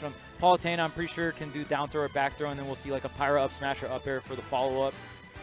I'm looking forward to see some of like, I have only ever played doubles just for the fun of it. I've never actually put any time in with a teammate really to execute and figure it out. Yeah, yeah, yeah. But at this level, you know that they have sat down and been like, all right, in this situation, at these percents, I don't imagine they have labbed everything out, but they probably have a couple set plays where they're thinking, like, in these scenarios, we're going to do this. And that's where it's a real treat for all the viewers, where it looks very natural and intuitive, but it's like, there is work that went into that. There is some practice that went into that. Even just doubles awareness. Double awareness is just something that you get more and more as you play doubles. But especially when you see top level, it's like this person win neutral, hits this person, this other person punishes that person, then that other person's teammate comes in and punishes the guy that punished them. You know what I mean? It's like this huge chain reaction of punishes. And that's like super top-notch doubles. I've always wanted to see I was talking about this with some people just earlier today. Even though I don't play a ton of doubles, I don't run a lot of doubles events, I enjoy watching it, enjoy commentating it, and I've always wanted to see a really well thought out doubles tier list. Yeah. And not actually in a single, like, you know, let's say Little Mac is bottom tier. But in doubles, generally, I've heard a lot of people say Little Mac is much better in doubles, just in the chaos. Most characters do, yeah. But like, I don't even want to see a singular like, okay, Little Mac. I want to see like some person put together. This is an assignment for anyone who wants to do it. Like actual teams. Jeez, and like, dude, I know that sounds crazy. insane, Yeah. but How many like, combinations would there be? well, and like, obviously, you wouldn't want to do what is 70.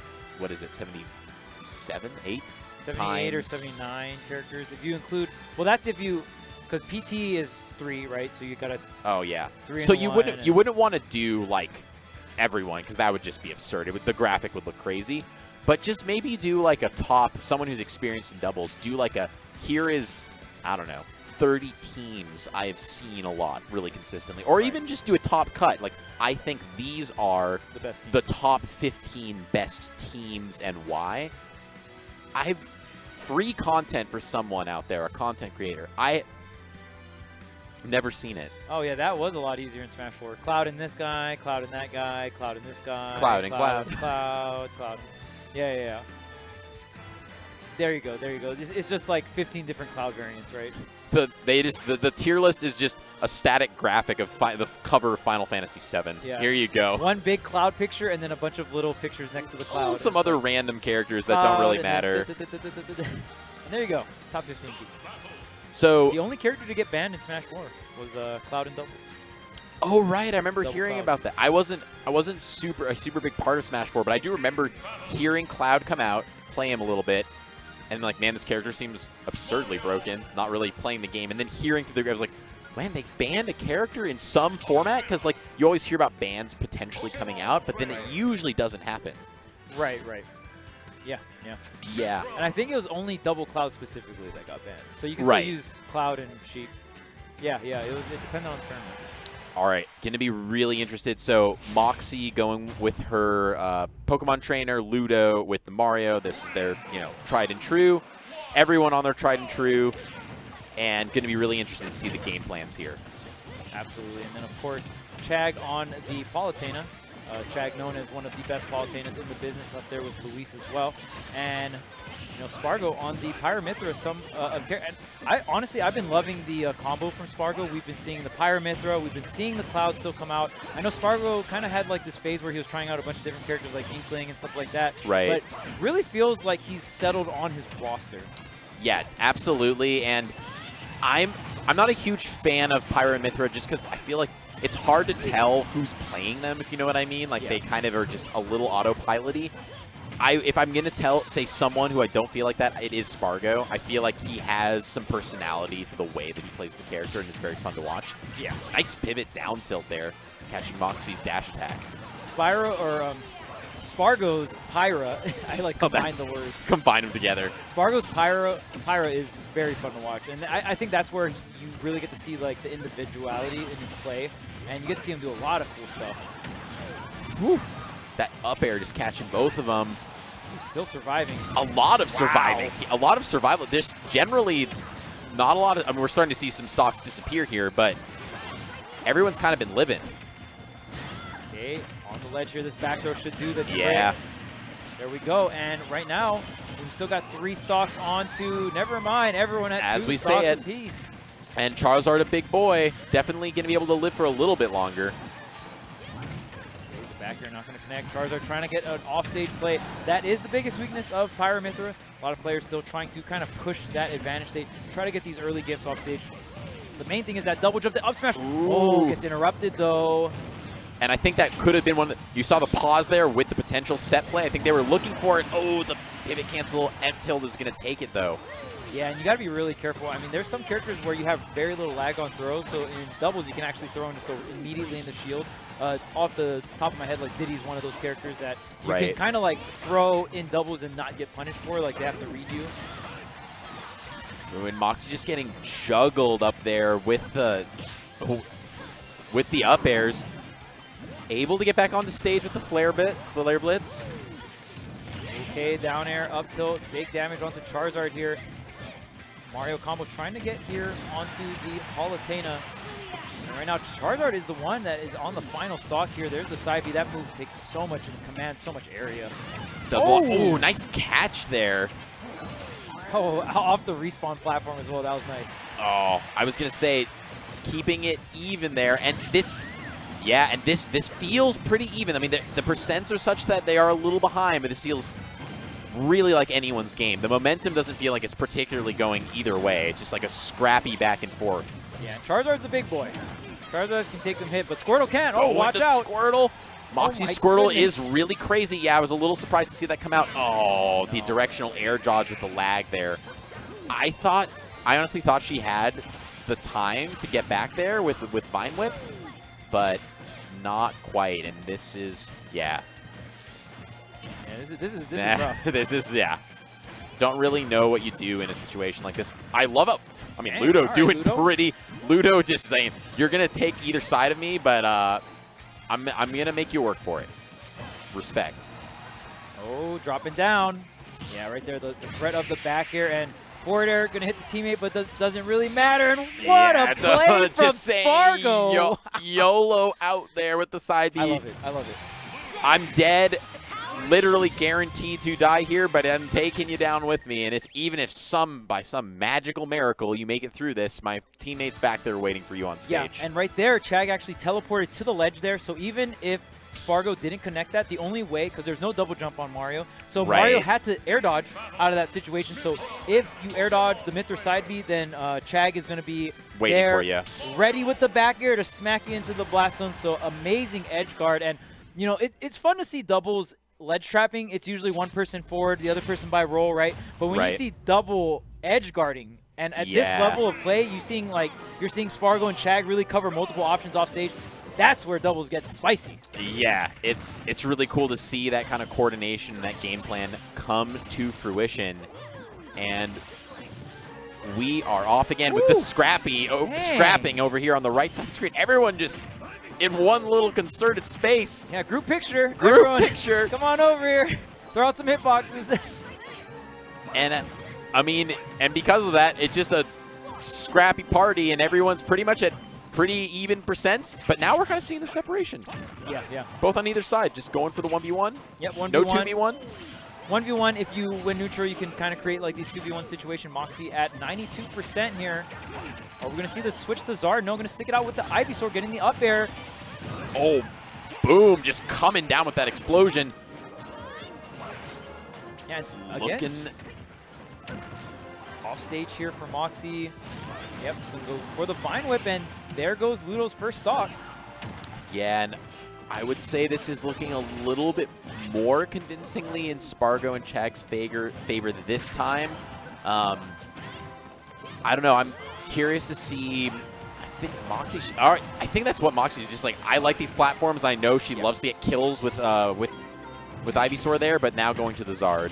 Yeah. The deed is done. The up air has been connected with the Ivysaur. Now onto the Charizard for the stock tank. The up air not going to get quite the angle there. Trying to get the forward air as well. Moxi doing an incredible job, but just as I say it, the stock is going to get lost. And Palu's sitting at kill percent, and did he just run in and up smash him? Yeah, I was actually scared too because Spargo's side B looked like it was going to go off stage, but it was actually on top of the platform there. Oh, yeah. I don't know exactly how that move works, but people like Spargo know exactly where they're going to be set up when it ends. Ooh, stealing that stock there and taking the lead. Looking like some pre-patch trainer stuff, but as the stock gets stolen, right back at Moxi as well. And Moxi going to the Zard, back to the Squirtle.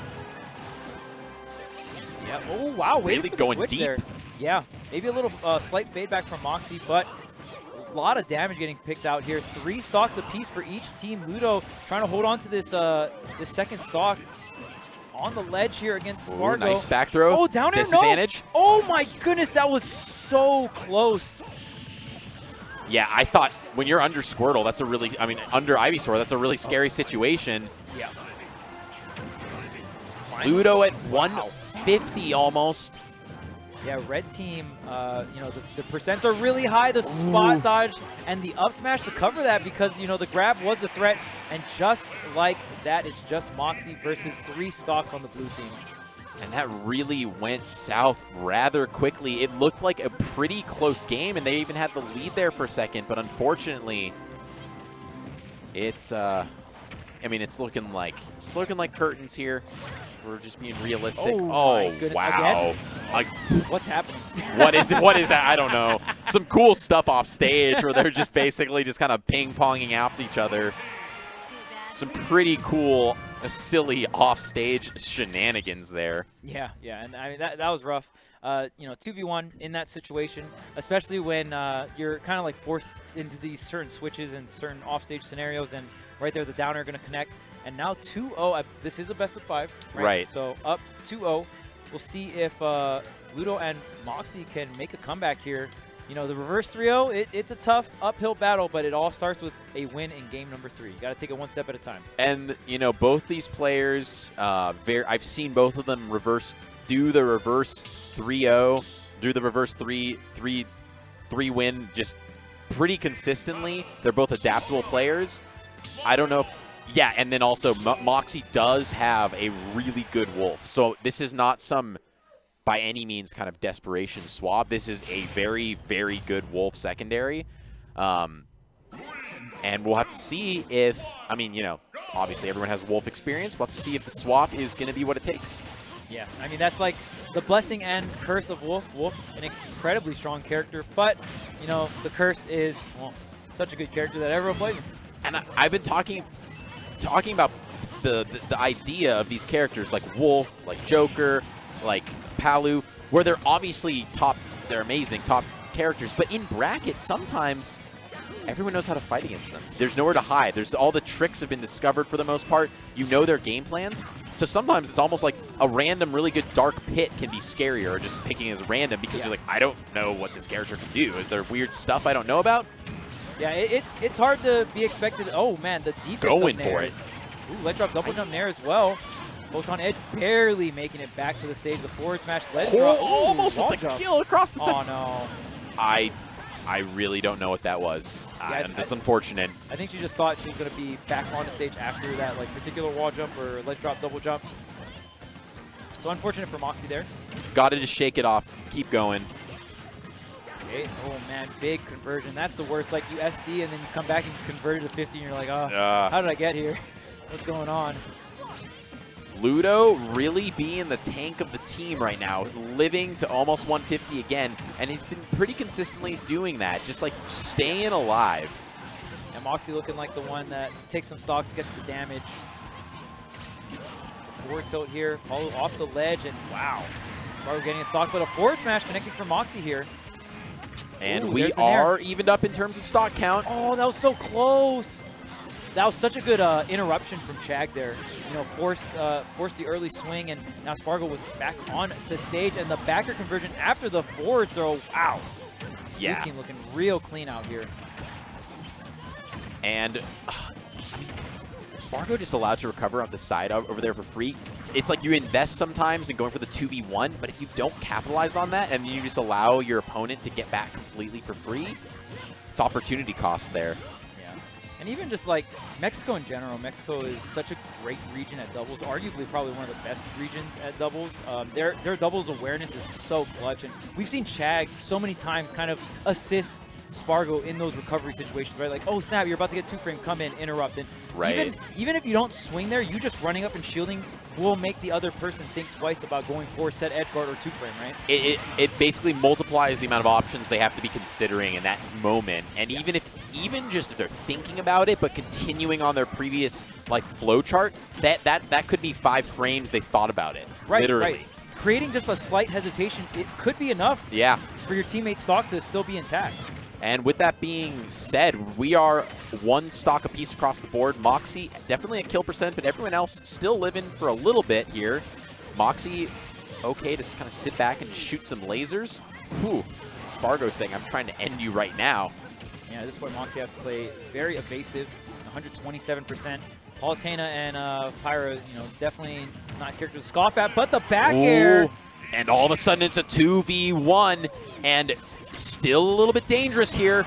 As I said, Oh, tried to go for the cape on the Photon Edge there, but not enough. The Pyra, the hunt down. Ooh, not fast enough to get the up smash there. All right, and let's see. Plenty of experience on both these characters on both sides of the sticks right now.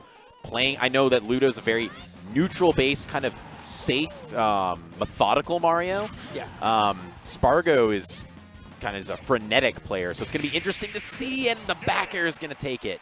Yep. Spargo, you know, kind of throwing out those lingering hitbox just in case the Mario goes for the wall jump there. Great coverage coming out, and, you know, 3-0 victory here for Spargo and Chag. Moving on the losers bracket. Very surprising to even see them down here, honestly. That's the caliber of talent we've got here today, that these are the kind of players in losers bracket. Really speaks to what we're seeing here. And you started to see the adaptation there. I mean, you know, last stock, last hit there, they were starting to figure it out. And, you know, if we were in a best of 10 situation, you know, there maybe it would look a little different, but you got 5 sets to work with, and the 3-0 is going to... Oh, okay. So I believe we have Dark, Wizzy, and Ned sitting down on the sticks right now. So we're going to see that Mario and that Sephiroth. I think that was actually the first versus Fatality and Myran. We actually saw Dark, Wizzy, and Ned. That was the first match of this block, actually. So kind of seeing them return to the sticks. They have somewhat survived this crazy Shark Tank of the doubles bracket. So they got one more match to keep on going here, and I believe this is probably a top 8 qualifier. Yep. It's the last one. All right, so we'll see which team is going to elevate into that upper echelon, the top 8 of the bracket. And of course, in Smash culture, top 8 is a you know, very prestige part of the bracket to get to. Very difficult. This game is hard, and there's a lot of good players. It's rough. And yeah, everyone who makes their first, you know, I've talked to people after they made their first top 8 as a TO. You know, I kind of keep track of who's, you know, it's a big moment. And it really is like, for any like up and coming player especially, it is a huge moment. And they never care about the fact that oftentimes that'll be payout. They could care less about that. It's just about the fact that they're on that, you know, the top 8 graphic, and they're getting called out. And, you know, I say they don't care about the payout, but at the same time, it's like the fact that they are getting anything, they're like, because of my skill in the game, it could be $1. It doesn't even matter. They're just like, it's this validating moment. Now, maybe that's not as relevant for everyone we're talking about here. Been to the top 8, you know, stage a bunch of times, but they all want to be there. They all want to make that path all the way and take it potentially to grands on the loser side. Yeah, and I mean, it's a big moment. Even like you said, a lot of validation, right? There's a lot of players that are very good, maybe get, you know, a lot. I'd say like 99% of players get nerves. There are a very small handful of players that are just like, meh, I don't get nervous. But if for the most part, rare breed, right? Yeah, if you're human, you will get nervous. So it's how you deal with those nerves and how you overcome that. Yeah, it's a huge learning experience. And even I tell a ton of players, like, even if you come into the Smash community and you don't really necessarily get to your goals in terms of playing, you learn a lot about yourself, putting yourself in these stressful scenarios or just like grinding in general, right? And you learn a lot about yourself and how to overcome specific feelings, and that kind of stuff goes on with you for the rest of your life. I'm glad you mentioned that. People don't talk enough about how, like, playing, commentating, TOing, it helps you. If you take it seriously, it really does help you just generally. Yeah. If you apply this mentally, it just, you know, can help you level up as a person. But we're going to have to see who's leveling up here to get out of top 8 as we start this Fatality Myran versus Dark, Wizzy, and Ned. Yeah, and Sephiroth, a character that can give Olimar some trouble. You know, when you outrange Olimar, it can get really difficult here. But when you have Falcon on your side. Yeah, and huge is generally just fan of the Falcon, just the craziness of what he can execute, just touches you and can kill you. Interesting to see how this combo of Olimar and Falcon work together. Gimp, not quite going to work. The patience there from Fatality going to let him get back. And look at this. What is happening on the left side of the stage? I don't know what. Someone died.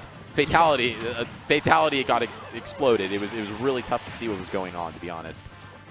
Yeah, and oh man, Sephiroth, one of the harder characters to ledge trap. That triple jump with the wing especially can be very tricky. And his up B, you just got to respect that move. Yeah, you got to hold it. You can't. It's so hard to whiff punish that move. I still haven't figured out how to, like, if 2-frame, parry into 2-frame. It just seems really difficult, and it's almost not worth it at this point. Someone's going to figure it out. Oh, man. I mean, there's so when I play Fox specifically against that move, I'll actually grab the ledge and normal get up through all the slashes, and then once I'm done with my normal get up, time it so my normal get up ending, and then I can down smash the re-grab. It has to be a re-grab though. Okay, sure. But like that's so specific. That's pretty right? niche, and you've probably still got a semi-tight timing window. Yes, you're like reading that they're going to go for the, you know, on a re-grab, right? Right. Like, everyone kind of just jockeying for position here. Myran still holding on to those 3 stocks, and the lightest, I believe, I want to say the lightest character, although I know Sephiroth is pretty light as well. I believe Sephiroth and Olimar are around the same weight. Are they? Yeah, I was going to say, I haven't looked at the weight chart since DLC has all come out. Yeah, Pack 2 has some light ones. They do. They really do, because, yeah, Sora also pretty light. Yep. All right, Dark Wizzy working on his last stock here, and a pretty high percent. DI is going to keep him alive. I don't know if he can live through another one of those command grabs. Dark Wizzy kind of getting messed up here in terms of stock count. On the last one here, very high percent, but also Fatality. Maybe this is the tipping point of a lot of the doubles matches, right? Can Dark Wizzy survive? Can he take the stock here? Is going to get the nice nair. So now 3 stocks to 1. Dark Wizzy, even though very high percent, still holding on to the stock, which is the main thing. And there is no insurance. Oh no. Dear. Skewered his own teammate. That's unfortunate. Not much else to say about that. Yeah, I mean, that's a situation where it's like, okay, I'm going to try to go for this neutral thing, and then, you know, your teammate gets hit into your move, right? Right. Oh, and it's like it's not even anyone's, you know, you can't be mad about that. It's like you are going for a setup that makes sense. Right. But in doubles, there is the opportunity for when your opponent sees that setup to literally take advantage of that. And when the charge comes out for a smash attack, it's coming out at some point. Yeah. It's gonna be it's gonna take up space and be a threat on the stage, regardless if it's hitting your opponent or it's hitting your teammate.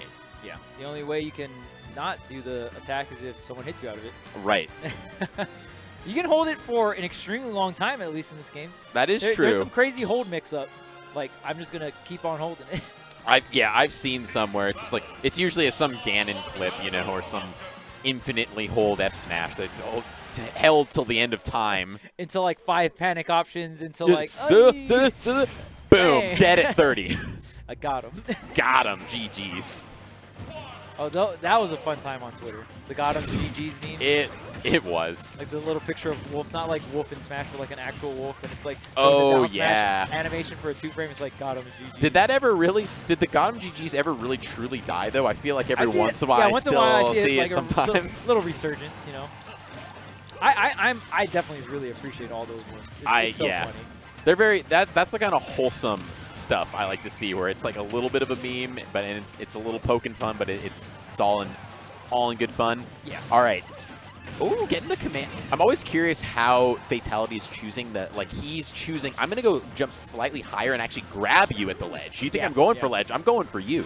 Yeah, Fatality, even ever since, you know, Smash 4, known, I mean, obviously every Falcon is going to have that crazy combo game, right? But I think Fatality, one of the things that make him a really, really strong Falcon, if not the strongest Falcon, kind of just being able to recover in so many hard matchups to recover, right? Being able to shoot above the ledge, do the little fade back into the fade in and stuff like that. And the way he weaves is just, I don't understand. It's just so perfect, and then snapping to the ledge. I agree. I think it's really what kind of sets him apart.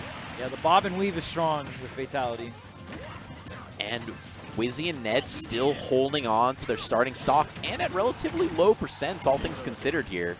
Yeah, great turnaround coming out from game number 1. Forward air.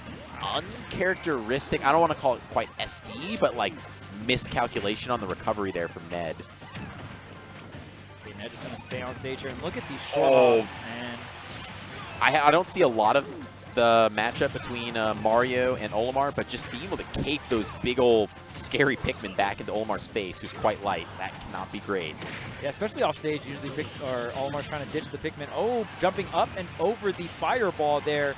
Really great catch. Oh, nice. Interesting. Okay, so I like the idea from Fatality, but unfortunately, just like we were saying earlier, that move is scary to trade with. Yeah. And, I mean, the wing wasn't even necessarily out yet, but we're trying to get a setup on the KO. When you, the dream scenario against Sephiroth is like, okay, I'm going to abuse your weight, get the KO at around 80 or 90% as you get wing, and I KO you, right? Right. Oh. Right now, Sephiroth crushing some dreams right now. Yeah, this is the ping pong match here. Yeah. This Very is reminiscent to just smash forward cloud, nairing back at you. Like, oh, throw in the cloud, nair back at you. All right, hit him back, nair back at you. This actually is hilarious, though. It's like the F-tilt ping pong here. Yep. Oh, the edge guard here tried to. Oh man, Fatality recovering against through both. 2 people. Like, wow, as Falcon, that is crazy. Yeah, because the thing with Falcon. Oh my God! Just a knee at a disadvantage and then getting spiked. I mean, that's one for the viewers. That's a clip for the viewers right there, if there was ever one. Yeah, at least Fatality went out with a statement. Saying, you're trying to edge guard me, like, hello, sir. Knee of justice. Goodbye. And then you get air dive too. Yeah. But it's okay. It's okay. You got the knee. You got the knee. Yeah, that was worth. Absolutely worth. Hashtag worth for sure. And that's one thing I love about in doubles, even if you're, there's 1 stock to 4 there, there's still memes to be created in the context of the game. And that right there, way off the side of the screen with the knee, that's what we like to see. Yeah, and even honestly, you have, again, when you're down like that, going for plays like that, it's like, okay, I'm edge guarding this player, like, they're probably not going to go for a KO move, right? You get the KO move. Obviously, Ned was still able to get the 2-frame, but if Ned missed it, again, these are humans on the stick. They can mess up their follow-ups, right? Then you kind of try to get back on stage and try to get this 2v1 going, right? And Falcon, if there's anyone who can shake you mentally, Falcon is one of those players who can really start to get in your head. Falcon can traumatize you. Yeah. And as we're saying this, Falcon traumatizing Wizzy off stage with the side B. Just going to spike him into the blast zone with the first kill of the match. Yeah, this set definitely going back and forth in terms of just like, oh, it's a reverse up B, and Ned still trying to edge guard both players at the same time. Dark Wizzy hanging on stage, being that backup here. Okay. Both Myran and Fatality kind of in the corner here. Ned's big sword just saying, you're staying out there and not able to get over the top. Yeah, Ned is playing such a great position in combination with Dark Wizzy kind of playing that frontal role. And Ned is swinging the sword in a sense where it's like, okay, if it gives enough time for Wizzy to shield, or it just covers all the areas that Wizzy can't really pressure, right? Exactly. It's just such a giant sword. It's kind of almost hilarious how massive it is. And I'd say another character that kind of starts to get in your head a little bit, deleting him with the F-tilt. Ned's wing running out because he got too much hits, so that is the only way Sephiroth can really lose the wing is by the amount of stock / damage Sephiroth does take. Right. Things after all the chaos of the initial stocks, though, kind of evening out here a little bit. Yeah. Water's 2 stocks, calming down. Calming down. Okay, wing online here for Ned though. And this is where Ned can get really aggressive or start, just moving around really quickly. That wing, kind of similar to Limit in a sense where you just increase movement speed, increase ball speed, right? I don't think people, people I think mostly know that. I don't think people know actually everything that wing does and how threatening. It's not just off stage, it's on stage as well. It just, it's also threatening a command grab at the side of Town and City where the blast zones are going to take those stocks really early. Yeah, the Falcon dive, but Falcon actually going off the top there to what I believe was a Dark Wizzy down air. Wizzy in between both players, but here comes Ned, backing him up. Gonna get the KO with the forward tilt. No, Myran staying alive. Oh, wow. Just runs in there and smacks him both with the throw. Oh, my God. He ran up on both of them and was like, give me that stock. And he smacked him with the throw and hit both of them off stage. And he just went up and up-aired him into the corner. That was the most Falcon thing I've ever seen in doubles. Like, what? Just running into 2 players and saying, and then what up smash. What is that hitbox? Somebody. Guess I'll up smash again. Somebody tell me what is up with that hitbox. Jeez. Those last 20, 30 seconds there. No, that was 20 seconds there. Fatality just ran up on both of them, bro. And they were both scared. That's the crazy thing. He ran up to both of them, and then they both came up with shield. I'm running up on 2 players, and they're both scared of me. Just give me that grab. The smack. Smack you both. Get out of the way, Sephiroth. I'm going to take out your teammate. What a play, man. Yeah. That was such a momentum shift from the way the game had been played so far. It was pretty back and forth, a lot of scrapping, but it didn't really feel like there was any defining, like, oh, someone's really taking control there. But in that moment, it was like, this is my game now. Yes. This is my game to win. This is your game to lose. Let me escort you to the blast zone in the corner. Dark Wizzy, hold my beer. Hold it. I'm going in. I've got another one waiting at the hotel bar. Yeah, there you go.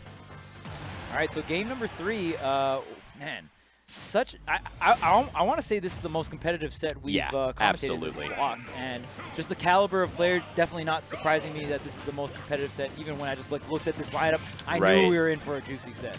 It's been super fun. Yeah, it's very unclear who's controlling neutral, who's really controlling the momentum, which I feel doubles is just so momentum based. And like I'm saying right now, I mean, you look at the scores across the board, it's dead even, really. Yeah, and even just the variety of characters. You know, we got Sephiroth, Olimar, and Mario, and the Falcon as well. So much diverse, character archetypes coming out. Yeah, and really, everyone plays. All these characters play so incredibly differently, and that's why it was interesting to see the Olimar Falcon duo is just like. I mean, I know it's the characters they play, but it's just like that's like the kind of the most unassuming team I kind of ever would expect. Oh, was looking for that E conversion off Nair 1. Wasn't able to get it. I gotta say, man, Ned is moving. When Ned has wing, it is all Ned all the time, and he'll move around off stage. He'll be like grabbing the ledge, hopping all over the place. It's so fun to watch this Sephiroth. And just when he's got that extra speed, he's such a threat to come up into the air and just catch you with a back air or a fair. It's just, you don't even know it until your stock's gone because he's just so quick and the range is so long. And even like how he will do short hop, like fair fastball down, covers so much area. And Sephiroth, one of the best short hops in the entire game. Yeah, it's funny you mentioned that specific, as we were saying, that gets deleted, but a lot of Sephiroths I see, they're just sitting there, their backs to you, they're just short hopping, boop, boop, boop, like on a pogo stick, just come at me because it's just so threatening. Yeah. So much aerial threats, and I mean, just like when your short hop's that low, it's just fantastic. Look at here, Dark Wizzy and Myran both on the stock tanking duty, and just as I say it, there goes Dark Wizzy, but the lightest character in the bunch. All right, there we go. I couldn't just commentate curse Dark Wizzy. We got to share the love. We got to share it around. Got to make sure it gets deleted. It's been funny, though. I think pretty consistently Myran has been like the tankier one, which is ironic considering the weight disparity. Falcon, a pretty big boy, pretty heavy. Yeah, the little astronaut kind of putting in work with the whistle, right? You're light, but you do have that armor defensive mechanic with the whistle. Right, exactly. Okay, so Dark Wizzy and Fatality up front. Interesting there. That just a little bit of a kind of ping pong action, getting a 2v1 there, and that's going to put them in a 1 stock deficit. Ned with the wing as well. You don't want to die at this percent. You want to get as much value off the wing. We see playing a very defensive ping-ponging back and forth, and just like that, Fatality taking 48%. I'm frankly lucky he didn't take more. In disadvantage, though, hops up and catches the back air. Oh, he's going for it. I think he's going to make it back. If he doesn't get, he goes for it, and that's a trade off the side to confirm into 2v1. Yeah, and remember we were talking about value off that wing? Right. Yeah, I think Ned got that value. And now we're seeing the ping pong match of the century right here. Jeez, man. And look at this. Going to go for the neutral B. And now, that shield was looking real small. I love when Sephiroths go for the off. I'm still just like, I love when they go for it. It's just, the character's already pretty hype, has some cool stuff, but I love how they can just really just be like, I'm going to die, but I'm going to take you out in a slow motion cutscene. Oh, yeah, for sure. And even throwing the neutral B above. At that point, Fatality had no double jump. And Ned was just moving the queen in for the checkmate edge guard. You know what I mean? Right. The directional air dodge, and there's the up smash to close it out. Of course, we are going to have a Game 5 situation against both of these teams. Really closing out our block, man. Yeah. Really couldn't have asked for a better way to end this block. I mean, we've seen, frankly, a lot of fairly dominating sets where it's like you start to see everyone at this level is capable of adaptation. So I think a lot of those, even if it's a 3-0, we see in that Game 3, we see the inklings of adaptation beginning, and like they're starting to figure it out, and it might be last stock, last hit. But here, it's just blow for blow, back and forth. No one really seems in control of the match. Yeah, and even just like we're seeing so much aggression from so many different characters, right? Like you see Fatality just running up on both players, taking out both of them, and that's the high, for me. That's the highlight so far, because I know you so rarely see grab hits get 2 people. Right. And he buffered the grab too, so he was still like kind of sliding forward to get both to hit both of them. Yeah, that was definitely some Falcon vibe stuff right there. It was. Inklings of Smash 4 Falcon, where he'd slide across the stage on roller skates. All right. The red team kind of controlling the center stage, kind of splitting the two, and that's when in doubles you're commanding the at least the opener, right? You have center stage, and at any moment you can back your teammate up, right? You're kind of like back to back, taking on the world. Yeah, making sure that they're focusing on recovering, not controlling stage. But as we say that, the little light spaceman is going to get deleted by a giant sword off the top. Yeah, and Myran was actually the one we mentioned earlier. The kind of felt like the stock tank for red team, and I feel like this is going to be a Formula 4 success for the blue team. If you're able to really convert and get Myran, on the back foot early, that could be a huge W. Yeah, and I think maybe they're thinking, why are we letting this super light character live so long? We should be capitalizing on that lightweight. I think that that's needs to be part of the plan there. Just delete that. Don't let him live for as long. Now we're seeing Fatality be what you almost more expect, the tank there. I'm just cursing people. I'm sorry. There we go. All right, so Ned also going to lose that stock. All the light characters getting blown out of the water here, but Dark Wizzy standing alone with the classic Mario. 3 stocks here. Everyone already on their second stock, and Myran leading quite a bit here. 93% on that little spaceman.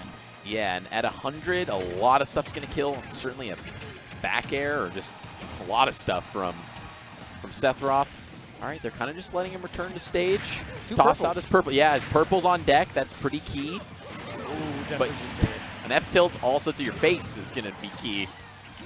Yeah, Ned has been doing a fantastic job of, like, we've seen Ned get so many kills with so many variety of moves, right? The up smash, the up air, back air fair. These F-tilts looking on point. The upstage suicide up B. Yeah, we're checking off everything here for Ned. The up smash that thing covers, I swear. It's just like this circle there on the screen. It's kind of absurd. This whole area is the no-no area. No zone, yeah. This is the KO zone. We're just going to get, again! And that's going to kill, was that 88%? We had a charge on that up smash That was, well. Yeah.